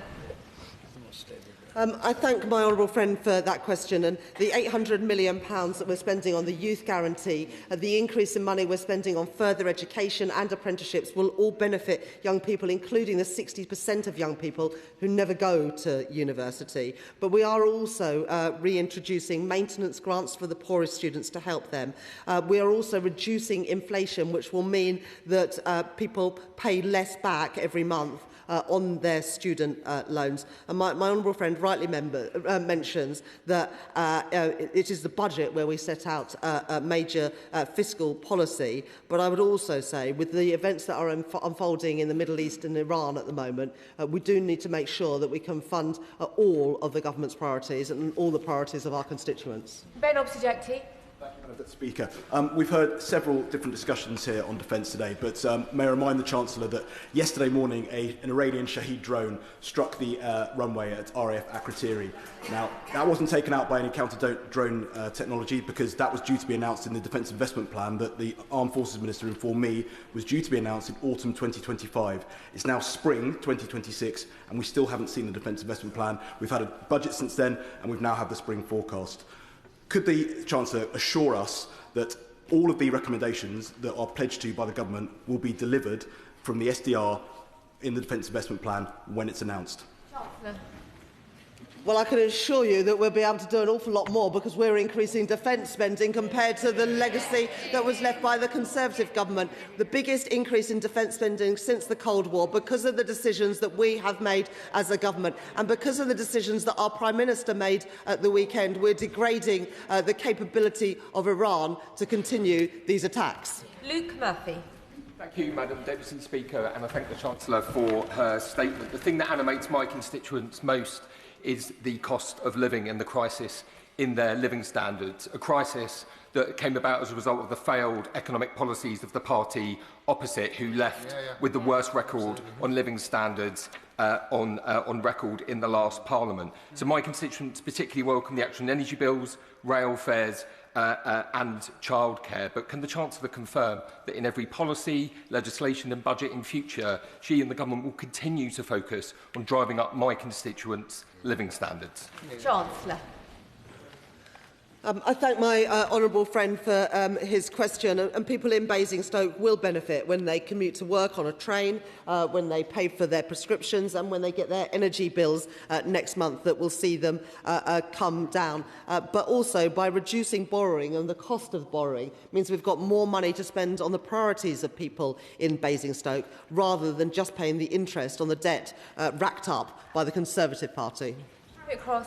Thank you, Madam Deputy Speaker. The OBR's forecast has again downgraded oil and gas revenues. From March to November last year, it was downgraded by over 41%. From November to March now, it's been downgraded by another 20%. Ouch. By 2030, we're now expecting only £100 million of tax returns from the oil and gas industry, which used to return billions every year. That's because production is falling and investment is going abroad. When the Chancellor meets with oil and gas companies tomorrow, and I hope she has a great meeting, they will tell her that the reason and the thing that they need is the EPL to be taken away, because that's costing jobs, investment and energy security. Is she going to listen to them, or will she keep ignoring the sector? Our country will continue to rely on oil and gas from the North Sea for many years to come. But I would just encourage the Honourable Lady to read the documents properly, because the reason why the money from the Energy Profits Levy, and this is just the Energy Profits Levy, not all the other taxes paid, the reason it falls is because the oil and gas prices have fallen so sharply since the budget last year. But of course, in the last couple of days, those oil and gas prices have increased hugely. The reason the Conservative government introduced the Energy Profits Levy in the first place was because the increase in oil and gas prices, and used that money to take money off people's bills. And so that's just from the... Look, the Honourable Lady just needs to go back and do her homework. That is just from the Energy Profits Levy and reflects the lower energy prices. Those energy prices, as some of her colleagues have mentioned, are unlikely to persist after what Iran has done. Callum Anderson. Madam Deputy Speaker, the OECD and the IMF have both recognised the importance of the government's fiscal discipline, which is important given the increasingly volatile global economic environment. Can she set out more actions that she is taking with others across government to control public spending so that the government can prioritise the long-term investments that boost our global competitiveness and dynamism and fulfil our defence spending requirements? Chancellor. I thank my honourable friend for that question. And by controlling public spending, we can get the cost of borrowing down. And we saw this in the most recent public finance numbers, which showed the biggest ever January surplus, biggest ever surplus on the government national accounts. And that means that we've got more money to spend on people's priorities because we are controlling spending and bringing in the tax revenue that is needed. That's the first time it's happened, and it's because the choices that we have made as a government. In room. Thank you, Madam Deputy Speaker. The Chancellor refers to opportunities young people deserve. However, hundreds of college students in my constituency of North Devon have spent days and weeks unable to travel to college due to flooding and rail closures. Can the government confirm that it will invest in their life chances by doing more to upgrading our transport infrastructure, especially our rural railway lines, such as the Tarka line in North Devon, because it's not working at present? I'm very happy to ask the Secretary of State for Transport or one of her ministers to meet with the honourable gentleman to talk about the specific issues in his constituency. We are committed as a government, as he knows, to increase capital investment by £120 billion over the course of this Parliament, because we know how important that infrastructure is, whether it's energy infrastructure to get down energy bills, rail infrastructure to get people to work, or digital infrastructure to make the most of the AI revolution. Dame Griffith. Indeed, Madam Deputy Speaker. Well, I recognise the wisdom of increasing budget headroom, and I very much welcome the record budget settlement the Chancellor has given to Welsh Government so that they can fund and improve public services. But to fund this, can she explain how she is ensuring that those with the most wealth pay their fair share so that our Welsh Labour aspiration of fairness you can feel becomes a reality for my constituents in Llanelli? I thank my honourable friend for that question, and I also want to take this opportunity to confirm that because of the choices in today's spring forecast, the settlement for the Welsh Government over the next 3 fiscal years will mean an additional £540 million RDEL and £15 million CDEL to spend on the priorities of the Welsh people. Specifically on ensuring that the wealthiest pay their fair share, that's something that is very important to me and to this government, which is why we've introduced VAT and business rates on private schools, why we've got rid of the non-dom tax status and are introducing a high-value council tax to ensure that it is those with the broadest shoulders who pay their fair share, and as a result we need to ask less from ordinary working people. Ben Lake. Small businesses form a critical role in the economy of places such as Ceredigion and Preseli, and as the Chancellor will know, increased energy costs has been a real pressure on the ability of small businesses to operate in recent years. And so can I ask the Chancellor, in light of the events of the weekend and the crisis in the Middle East, what consideration is the Government giving to additional support to help small businesses meet the rising energy costs? We are only a couple of days into this conflict, and it is important to see where things go in the next few days. And as I said in my statement, I'm in regular contact with international counterparts right across the world, including in the Middle East, with the Governor of the Bank of England and with sectors, both maritime and oil and gas, who are most affected by what is happening now. But I think you can see by the actions of this government, whether it is taking £150 off domestic energy bills or the extension of the supercharger, which comes in next month to help energy-intensive industries with their energy costs, that we're determined to help people. But in addition, as I just said to my honourable friend from Llanelli, the spring forecast today includes an additional £540 million of Ardell spending and £15 million of Seadell spending, so that the Welsh Government can spend on the priorities of the Welsh people. Whereas, Madam Deputy Speaker, through the National Wealth Fund and the Kerno Industrial Growth Fund, this Labour Government has invested over £100 million into Cornish critical minerals and renewables, which in turn has unlocked vast sums of private sector investment. Does the Chancellor agree with me that it's precisely because of this Government's careful nurturing of the UK economy that means that she can help unleash the Cornish Celtic tiger, and while opposition parties scurry around the TV studios trying to run down the UK economy, she's just getting on with the job of fixing the mess that they created? Chancellor. I thank my honourable friend for that question. And there are huge opportunities in the Cornish economy, in defence, in energy and critical minerals, as I saw when I was in Redruth and Camborne and in other parts of Cornwall last summer, including visiting the South Crofty tin mine, which has had National Wealth Fund money. That, alongside the Kerno plan, gives me great confidence that the opportunities that exist in Cornwall will be invested in by both this government through our public finance institutions and also the private sector. Dr. Luke Evans. Thank you, Madam Deputy Speaker. And I want to raise the issue of the freezing of thresholds and the effect on state pension, because when the Chancellor did it in the budget, she told Martin Lewis that some people will be pulled into paying tax and won't have to pay small amounts of tax and won't have to do a tax return. Well, the updated forecast now says this year 600,000 pensioners will be brought into paying tax and going to 1 million by the end of this Parliament. So could she set out what the definition is of small amounts of tax and what the mechanism is she will use to make sure they don't have to do a tax return? Chancellor. As I said after the budget last year, if you just get the basic state pension, you will not be paying tax. We will be setting out more details of that in the coming months. Amanda Martin.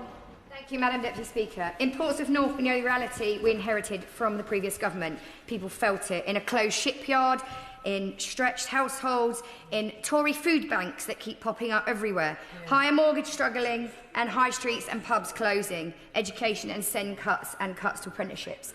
I know many are desperate for rapid change, but I know and hope today that many can see from our statement we are on the right track. Retail sales rising, wages rising, 6 interest rate cuts, and defence investment backing jobs in my city, and a renewed focus on SEND and education apprenticeships. Does the Chancellor agree with me that coastal communities like Portsmouth, stability and long-term investment and not cuts is how we can build household confidence, put more money in pockets and secure a future for my Just before the Chancellor responds, to support me to get more members in, can the questions please be short? Chancellor.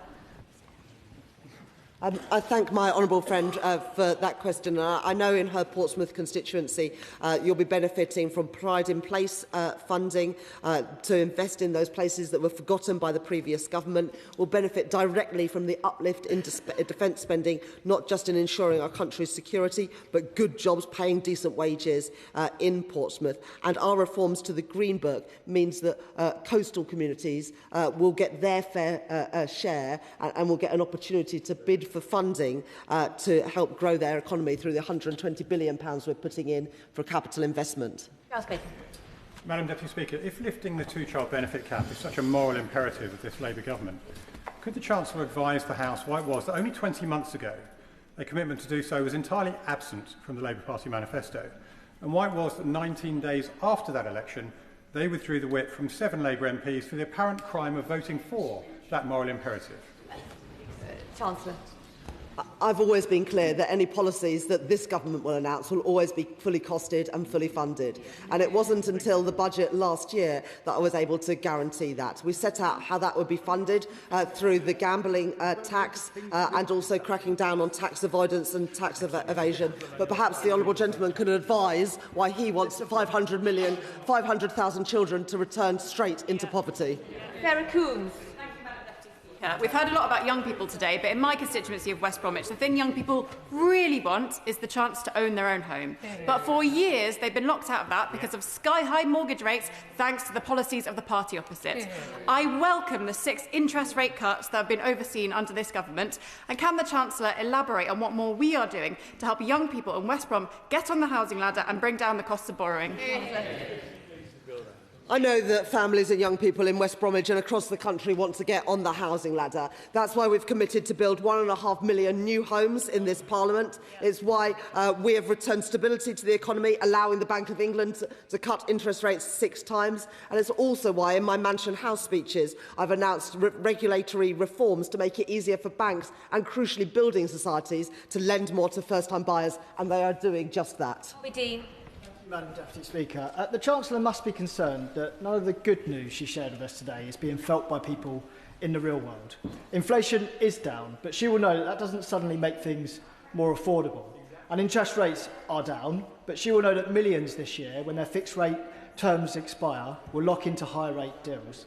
Combine this good news with higher taxes, higher unemployment and a slowdown in growth, and it's no wonder that people still feel squeezed this year as they did last year. So my question to the Chancellor is this: if her plan is working, when will people actually feel the benefit? Chancellor. Well, every month since I've been Chancellor of the Exchequer, wages have risen faster than inflation. We've increased the national minimum wage and the national living wage to put more money in the pockets of the poorest people. And the interest rate cuts mean that, compared to when I became Chancellor, a typical family getting a fixed-rate mortgage will be paying £1,300 less a year. And the OBR confirmed today that GDP per capita will rise by 5.6% during the course of this Parliament. I recognise, though, that the legacy of the previous Conservative government still runs deep, and it will take a while for people to feel the impact of these policies, but I'm confident this will be the year that things start to turn around. Elsie Blundell. Serena Brackenridge. Madam Deputy Speaker, does the Chancellor agree that restoring confidence and hope for families in Wolverhampton and Willinghall is achieved by a stable economy, with borrowing falling, debt interest falling and inflation falling faster than expected, moving away from the chaos of spiralling mortgage rates to the stability of falling rates? Chancellor. Well, I was very pleased to spend some time in my honourable friend's constituency recently, where we met a family who are now able to get on the housing ladder because of those reduction in interest rates. And so instead of living with mum and dad, that couple and their young child are now able to get a home of their own. That's only possible because of the stability that we've returned to the economy, giving the Bank of England space to cut interest rates 6 times since I became Chancellor. Good. Thank you, Madam Deputy Speaker. The Chancellor claimed to be cutting debt, but she will know that the OBR Economic and Fiscal Outlook at paragraph 5.9 says public sector net borrowing is forecast to increase public sector net debt in each year by an average of £92 billion. So, to avoid misleading the House, will she correct the record? Chancellor. The OBR have revised down the level of debt in every year of the forecast. Elsie Blundell, are we ready? Thank you, Madam Deputy Speaker. I would like to thank the Chancellor for her statement and the decisions that she has taken to ensure the stability of our public finances so that we can improve our public services. As the Chancellor will know, the number of individuals within the probation system is at an all-time high, with violent reoffending perpetuating the cycle of crime and leaving the public at risk. What steps will be taken by the Treasury to drive down the number of staffing vacancies within the probation service, ensuring that those within it are working relentlessly in reducing reoffending and ensuring the safety of the communities that we represent? As Chancellor, my responsibility is to make sure that in the spending review we had fair settlements for every department, including a big uplift in the settlement for the Ministry of Justice, so that we can invest in probation staff, in prison officers and indeed in prisons, which were full to bursting point when we came into government because of the legacy of the previous government. Kirsty Blackman. It's not just an uncertain period for North Sea workers, it is a crisis, and it's been a crisis for years. Investment has completely disappeared, jobs are being hemorrhaged, and now it's being made even more clear why we need a homegrown energy supply, why we cannot rely on importing from overseas. Will the Chancellor, as she meets North Sea leaders tomorrow, listen to their calls on the EPL, give confidence in the future of the industry, and ensure that my constituency and those across the UK don't continue to hemorrhage these jobs? I thank the Honourable Lady for that question, and I'm meeting the North Sea oil and gas sector tomorrow because of the huge volatility that we are seeing in oil and gas prices at the moment. Since the budget, the OBR forecasts show a sharp fall in oil and gas prices, but of course we've seen some of that reversed in the last few days. That, if it continues, will put pressure on the bills that all of our constituents pay, and it is important that we get the right balance between taxing profits and also making sure that our constituents can pay to fill up their car and also pay their gas and electricity bills. Geldard. Madam Deputy Speaker, and I warmly welcome that the UK will now, thanks to these Labour choices, spend £3 billion less per year on debt interest by 2030. My constituents in South East Cornwall will need to feel this in their daily lives, so will the Chancellor further outline how this unlocks the ability to tackle living standards rather than spending to service debt, and how this might support local infrastructure? We're currently spending £100 billion a year on interest payments on government debt. That's not reducing the government debt, it is just the interest on government debt, and that's 1 in every £10 of what government spends. I think there's better ways to spend that money, which is why I'm determined both to start bringing down the debt, but also, crucially, to reduce the interest payment on that debt. And the OBR confirmed today that next year we're going to spend £4 billion less on interest on government debt because of the decisions we've made to return stability and give confidence to investors. Jim Morrison. The statement began really well by outlining the desperate international situation and by praising our armed forces. But does the Chancellor agree that her remarks would have been all the more credible if she had announced that the dither and delay that has plagued defence spending over the past 18 months was brought to an end, and that she had set a date for the publication of the much-delayed Defence Investment Plan? I think it's a little bit rich for the Conservatives to talk about dither and delay when it comes to defence spending. They had 14 years and defence spending fell as a share of GDP. We are increasing it, the biggest uplift in defence spending since the end of the Cold War, and that is the right decision in light of the challenges it faced. But frankly, if the Conservative government had made those choices sooner, we might not be in such a position today. John Grady. Thank you, Madam Deputy Speaker. I welcome the Chancellor's commitment to reducing government debt and the 95,000 children in Scotland being lifted out of poverty, and the revival of Glasgow's military shipyards, where we will build Labour boats, unlike S&P boats, which will work and have real windows. But would the Chancellor of the Exchequer agree with me that despite over £11 billion extra for the Scottish Government, it is an absolute disgrace that NHS waiting lists in Scotland are at a record level and standards in schools are falling? I thank my honourable friend for that question. 95,000 children in Scotland will be lifted out of poverty, and today we've been able to announce a further uplift in the budget available for the Scottish Government. I think we can only hope that it's a Labour government, not an SNP one, that has the chance to spend that money. Otherwise, I fear more increases in NHS waiting lists, worse results for kids at schools, because that is the SNP legacy. Lockhart. Madam Deputy Speaker, the Chancellor calls this the right plan, but for who?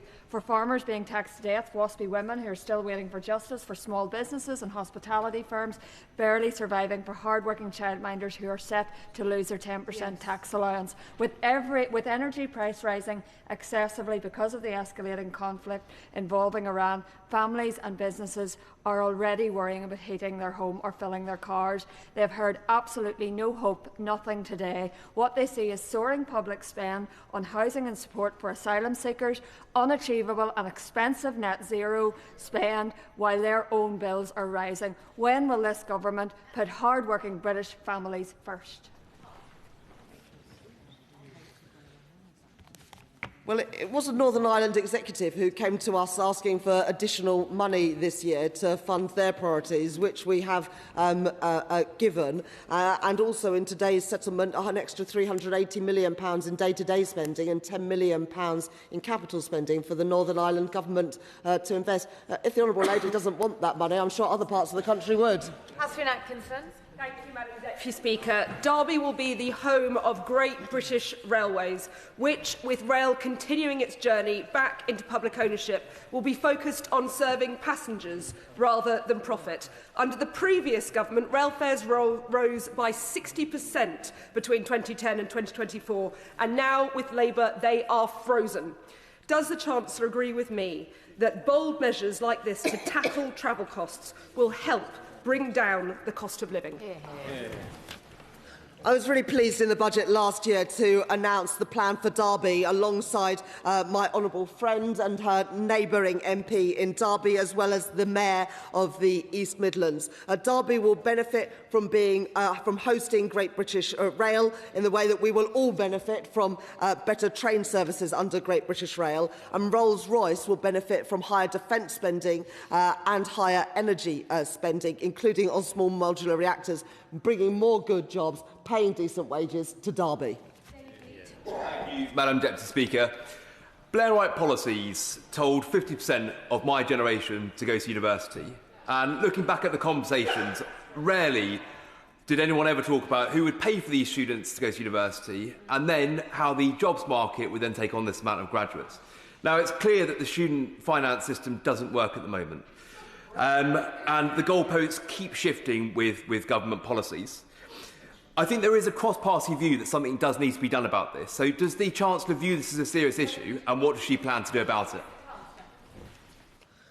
The view of the electorate just 18 months ago was that it was time to get rid of the Conservatives because of the broken system that they had left, whether it was student finances, the NHS, our prisons, our schools that were crumbling, and as a result, he's sitting on those benches, and I expect it will be for many years to come.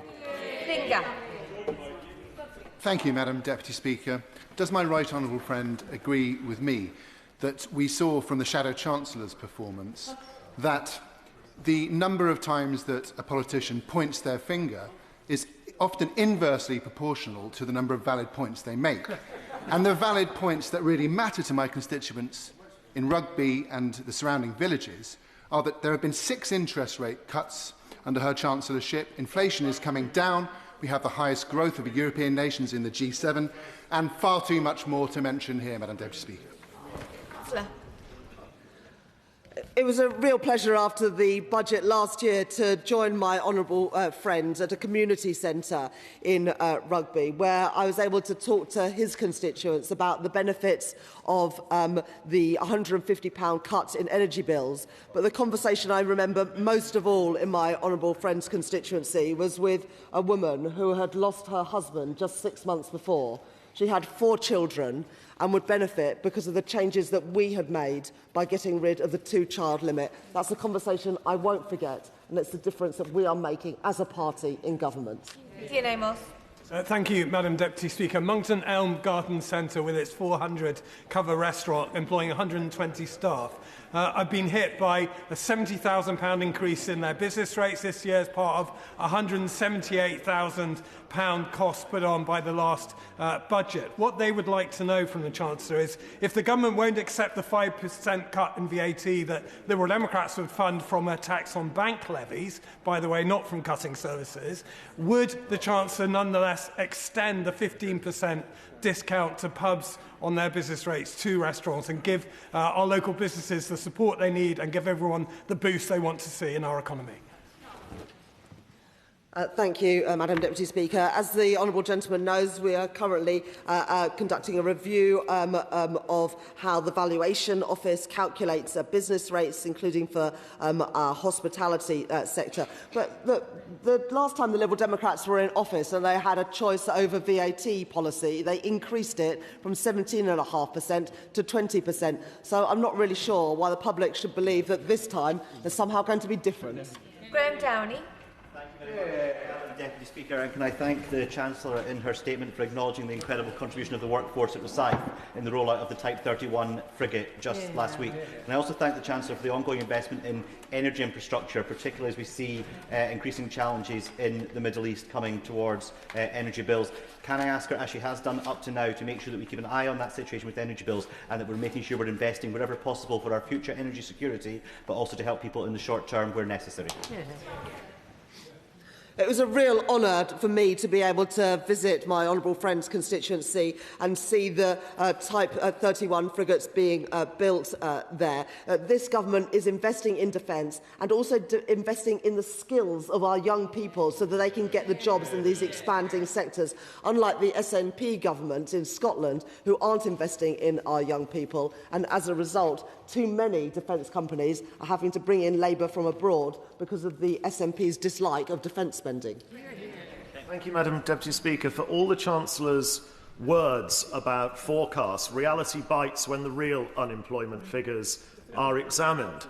5.2% today, the highest point since the pandemic, and youth unemployment at a considerable high.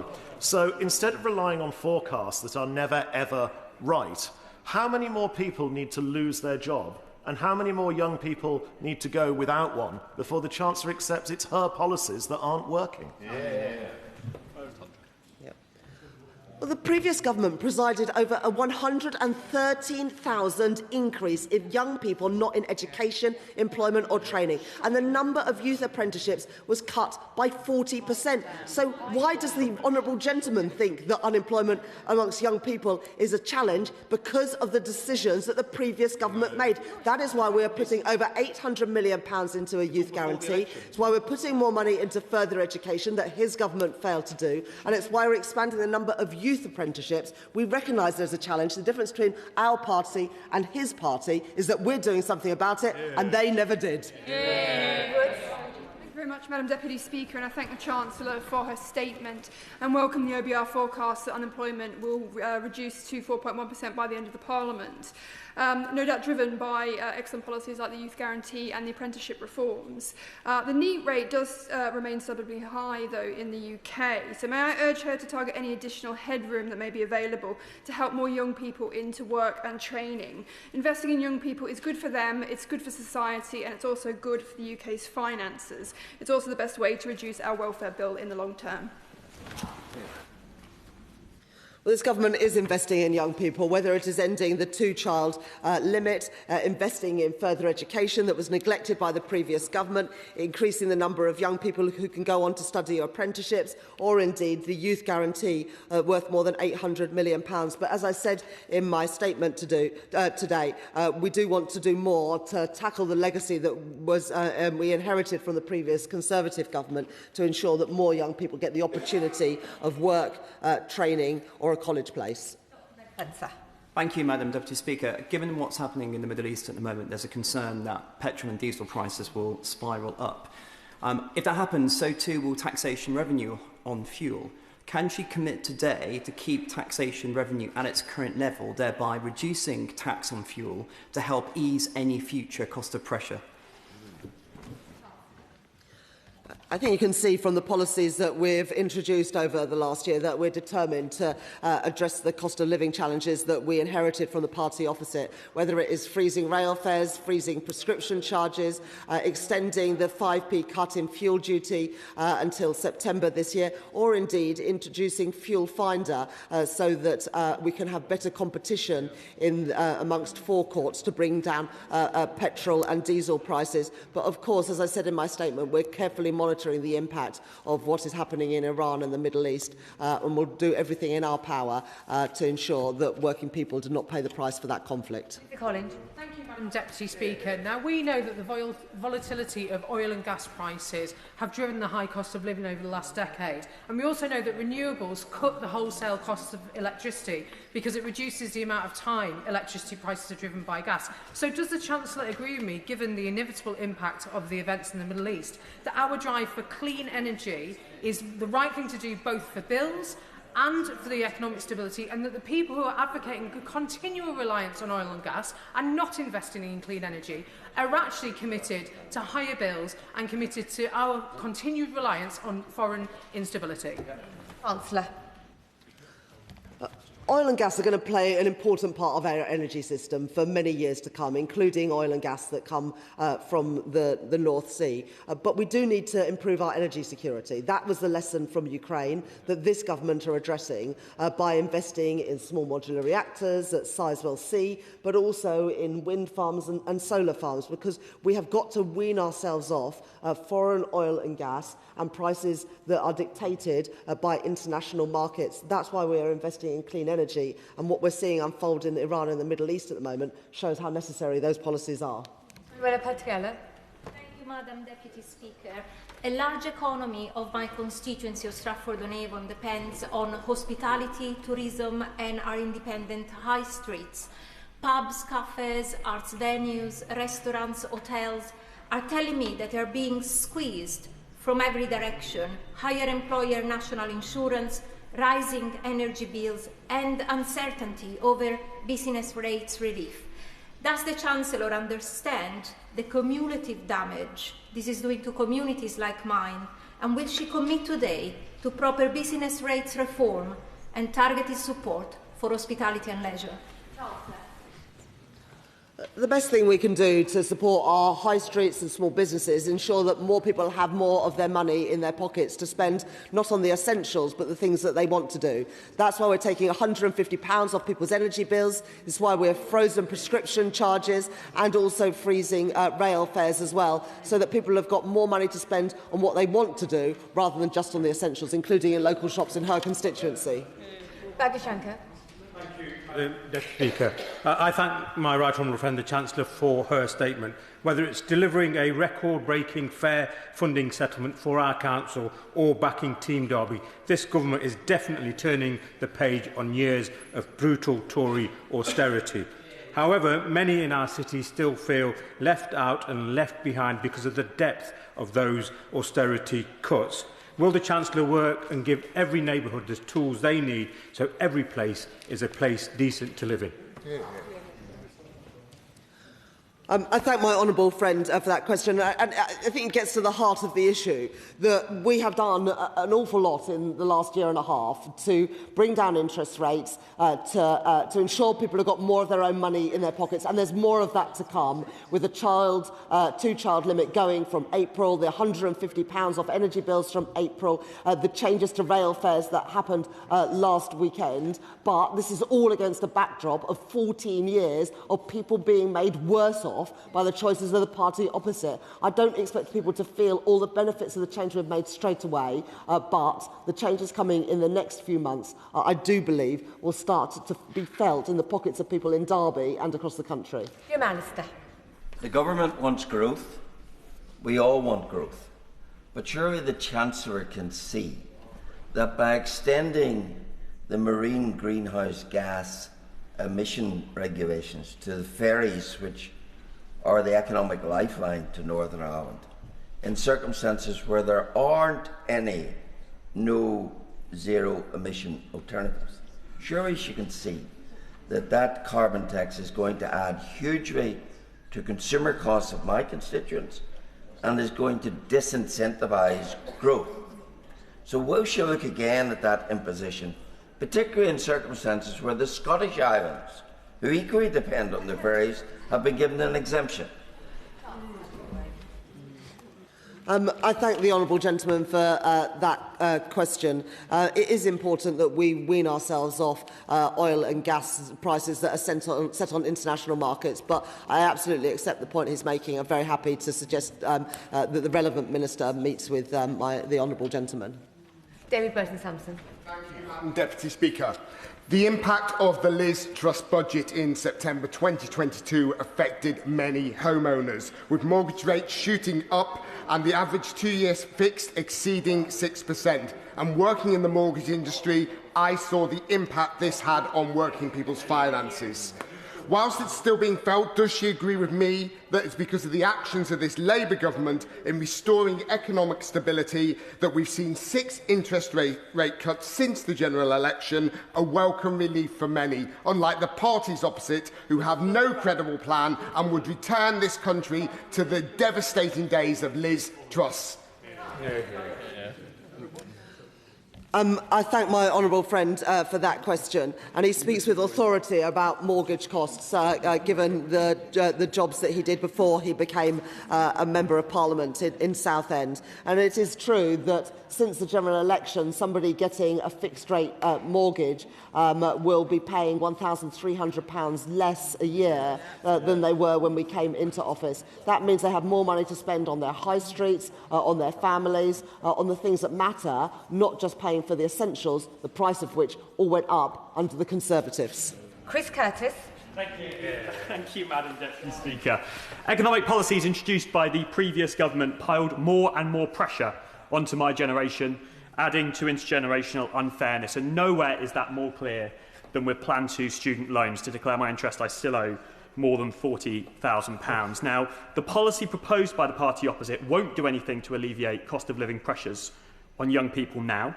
Given the better economic outlook we've seen today, will the Chancellor meet with me and other MPs who are concerned about the Plan 2 student loan system to talk about how we can make the system fairer and more sustainable into the future?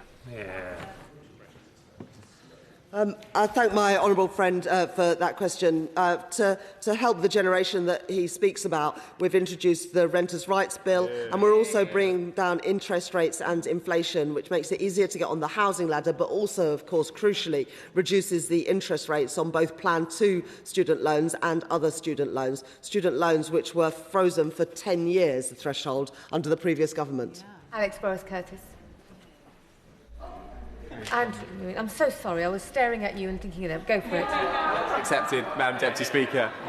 Madam Deputy Speaker, on days like this, I'm particularly grateful that NHS waiting lists are falling, because although it seems a long time ago, I was very concerned watching the Shadow Chancellor about his blood pressure. And he's no longer in his place, but I hope he has gone to get his blood pressure checked. And I think it's important that we take a breath and actually look at what the economy is doing. Borrowing is down, inflation is down, and headroom is up. So can I ask the Chancellor to say that I particularly welcome the news from the OBR today that investment in housing as part of the economy is up? And does she agree with me that we need to continue to invest in housing to make sure that people's aspirations to buy their own home are supported by this government? Thank you very much, Madam Deputy Speaker, and thank you to my honourable friend for that question. He was worried about the Shadow Chancellor's blood pressure. Frankly, I was worried about his future employment prospects. NHS waiting lists are falling because of the money that we have put in, but he makes the point about overall investment in the economy as well. And investment in the UK, after lagging behind pretty much every other advanced country in the world, we've had the fastest investment growth in the G7 since the general election here in the UK. Final question, and what we've been waiting for, Chris Wins. Thank you, Madam Deputy Speaker, and I thank the Chancellor for her statement about 2 hours ago. Fortunately, Madam Deputy Speaker, my Shakespeare quote for the day is that brevity is the soul of wit, so I'll be very, very quick. We know under the last government that national debt soared and that £1 in every £10 is spent servicing that debt. What difference can we make to public services in Harlow if we can spend less on debt repayment and more on those services? Well, it's not Shakespeare, but I always say save the best till last. So I would just say to my honourable friend for Harlow, if we can spend less money on paying the interest of debt, we've got more money to spend on our NHS, on our defence and on keeping taxes down. And that is only possible if you return stability to the economy. And what the forecast from the OBR show today is that we have the right plan. Inflation and interest rates coming down, government borrowing costs, government borrowing and government debt on a downward path.